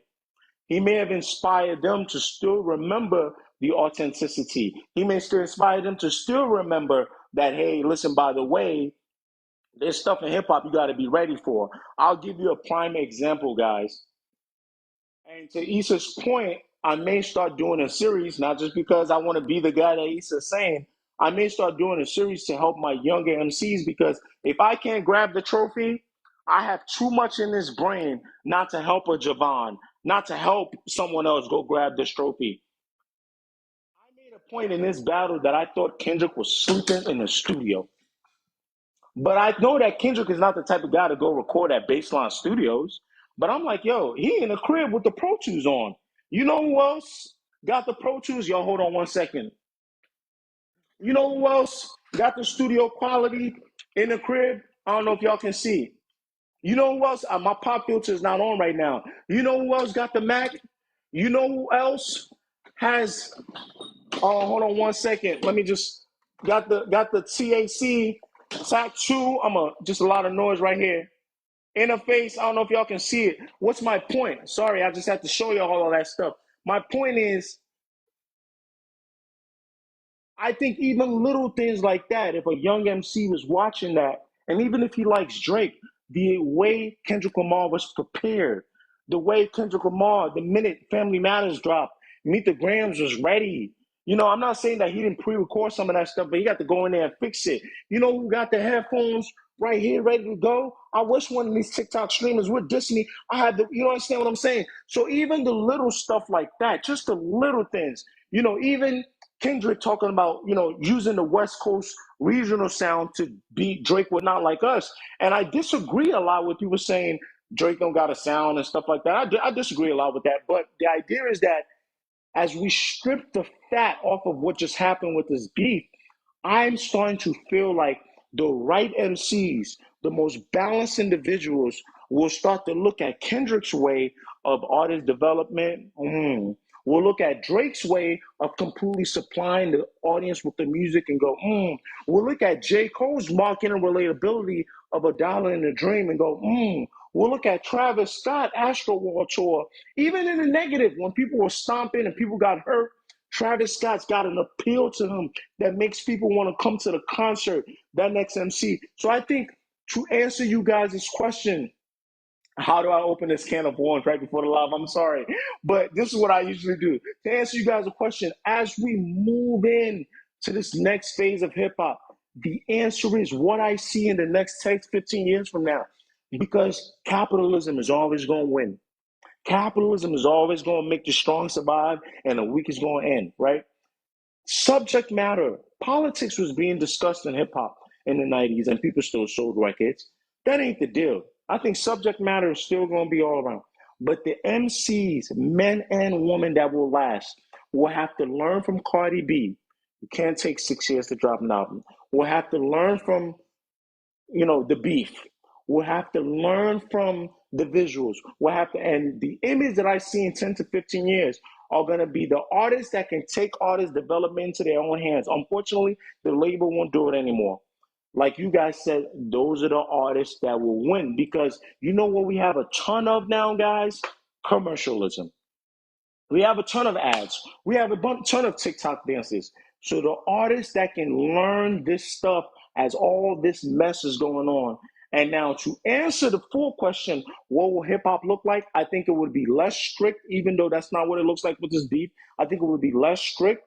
I think you will see this continuation. It won't be a big three. It might be like a big five of maybe 3 women and 2 men that are going to bring so much to the game. And all these 50-year-olds, 40-year-olds that may not like it, they're going to have mixes of Michael Jackson with them. They're going to sound like Drake. They're going to sound like Kendrick. It's going to be this genre fluid, introspective, but at the same time being able to be commercially successful artists. But they will have to learn from the mistakes, because I think the audience is now getting to the point where the audience is like, oh wait, no, you don't respect Black culture? Wait a minute, you can't be here. And I'm talking about the greats, the greats. Everybody else is just going to be fish food, right? So anyway, that's where I see it going. I see it as people learning from the past. I see it as multi-dimensional artists coming in more. There'll still be the Ice Spice and all that, but I think that the people that will survive, that next big 3, big 5, whatever, they will be people that learn from Drake, learn from Cole, learn from Kendrick, learn from Kanye. But to survive now, I think you will have to be genuine. You will have to learn from Drake's mistakes, and you will have to be even educated politically. Anyway, so with that said, thank y'all so much for stopping in. Every HQ Live episode, he says, right? Every HQ Live episode, guys, will be going on my YouTube. It will be going on YouTube. You can just type up HQK on YouTube and you will find it there. Right now, it's more, obviously the video is going to be there, but let's just be honest. This is kind of more like an audio situation right now, because I'm still getting my true podcast set up ready. I'm still working on this room that I got here. And me and my fiance got a creative room that we're setting up. I'm still working on how I can incorporate being more interactive with you guys. So, I'm not going to say too much now, but the YouTube is HQK. Every episode, the audio and video will be on there. Just bear with me as I get better quality, better streaming. Maybe we can take this thing to be able to stream on Twitch and TikTok. I'm going to end this with healing, because Zuhar just asked me, and I think my audio was a little messed up last time. So we're going to play healing on the way out, guys.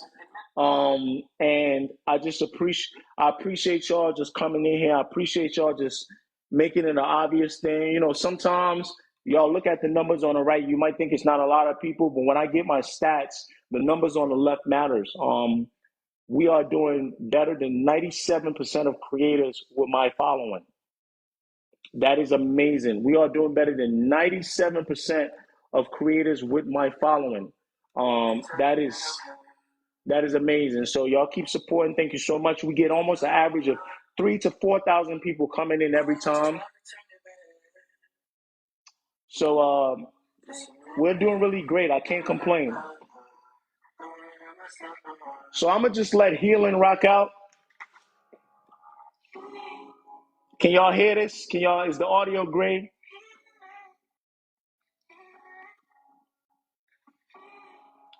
Yes. Can y'all hear that? Can y'all hear that? Woo! Yes. Thank you so much for stopping by. We went 3 hours today.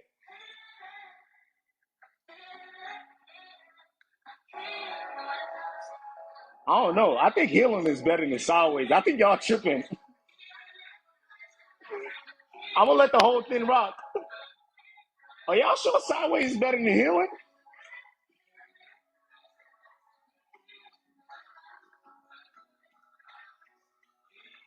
Oh my God. It ain't even dropped yet. I can imagine being in Ibiza. It's about to drop. It's about to drop.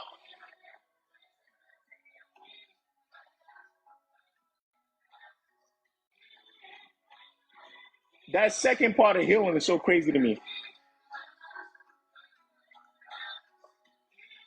Hey, hey. What?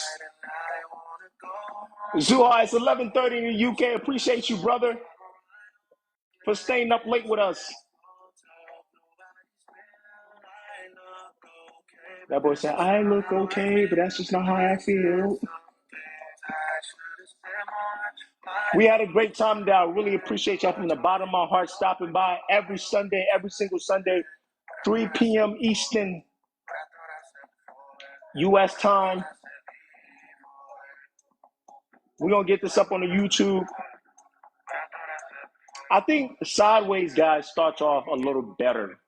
I think Healing is the better song. Sideways is the immediate bop.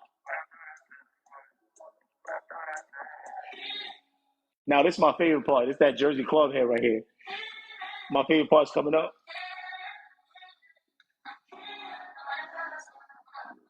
5,000 likes. Y'all are the greatest. 5,000 likes. 5,000 bleeping likes.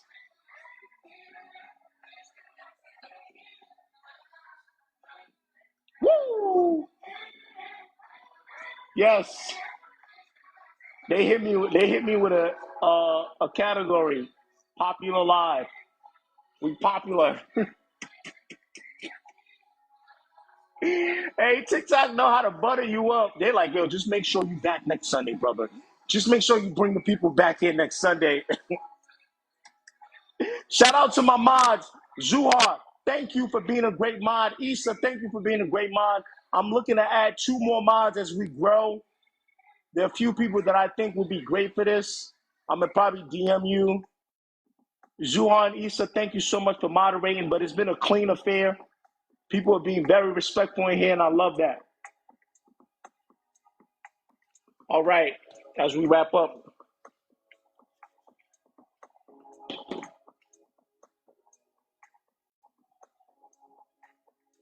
y'all stay blessed. Everybody stay healthy, stay wealthy. I'm going to catch y'all on the timeline. I'm going to catch y'all on the For You page, as they call it. And I will also see y'all here next week. Episode is going on YouTube. My House of Dragon fans, I hope I get more fighting. Y'all stay beautiful. Y'all stay healthy. God bless y'all.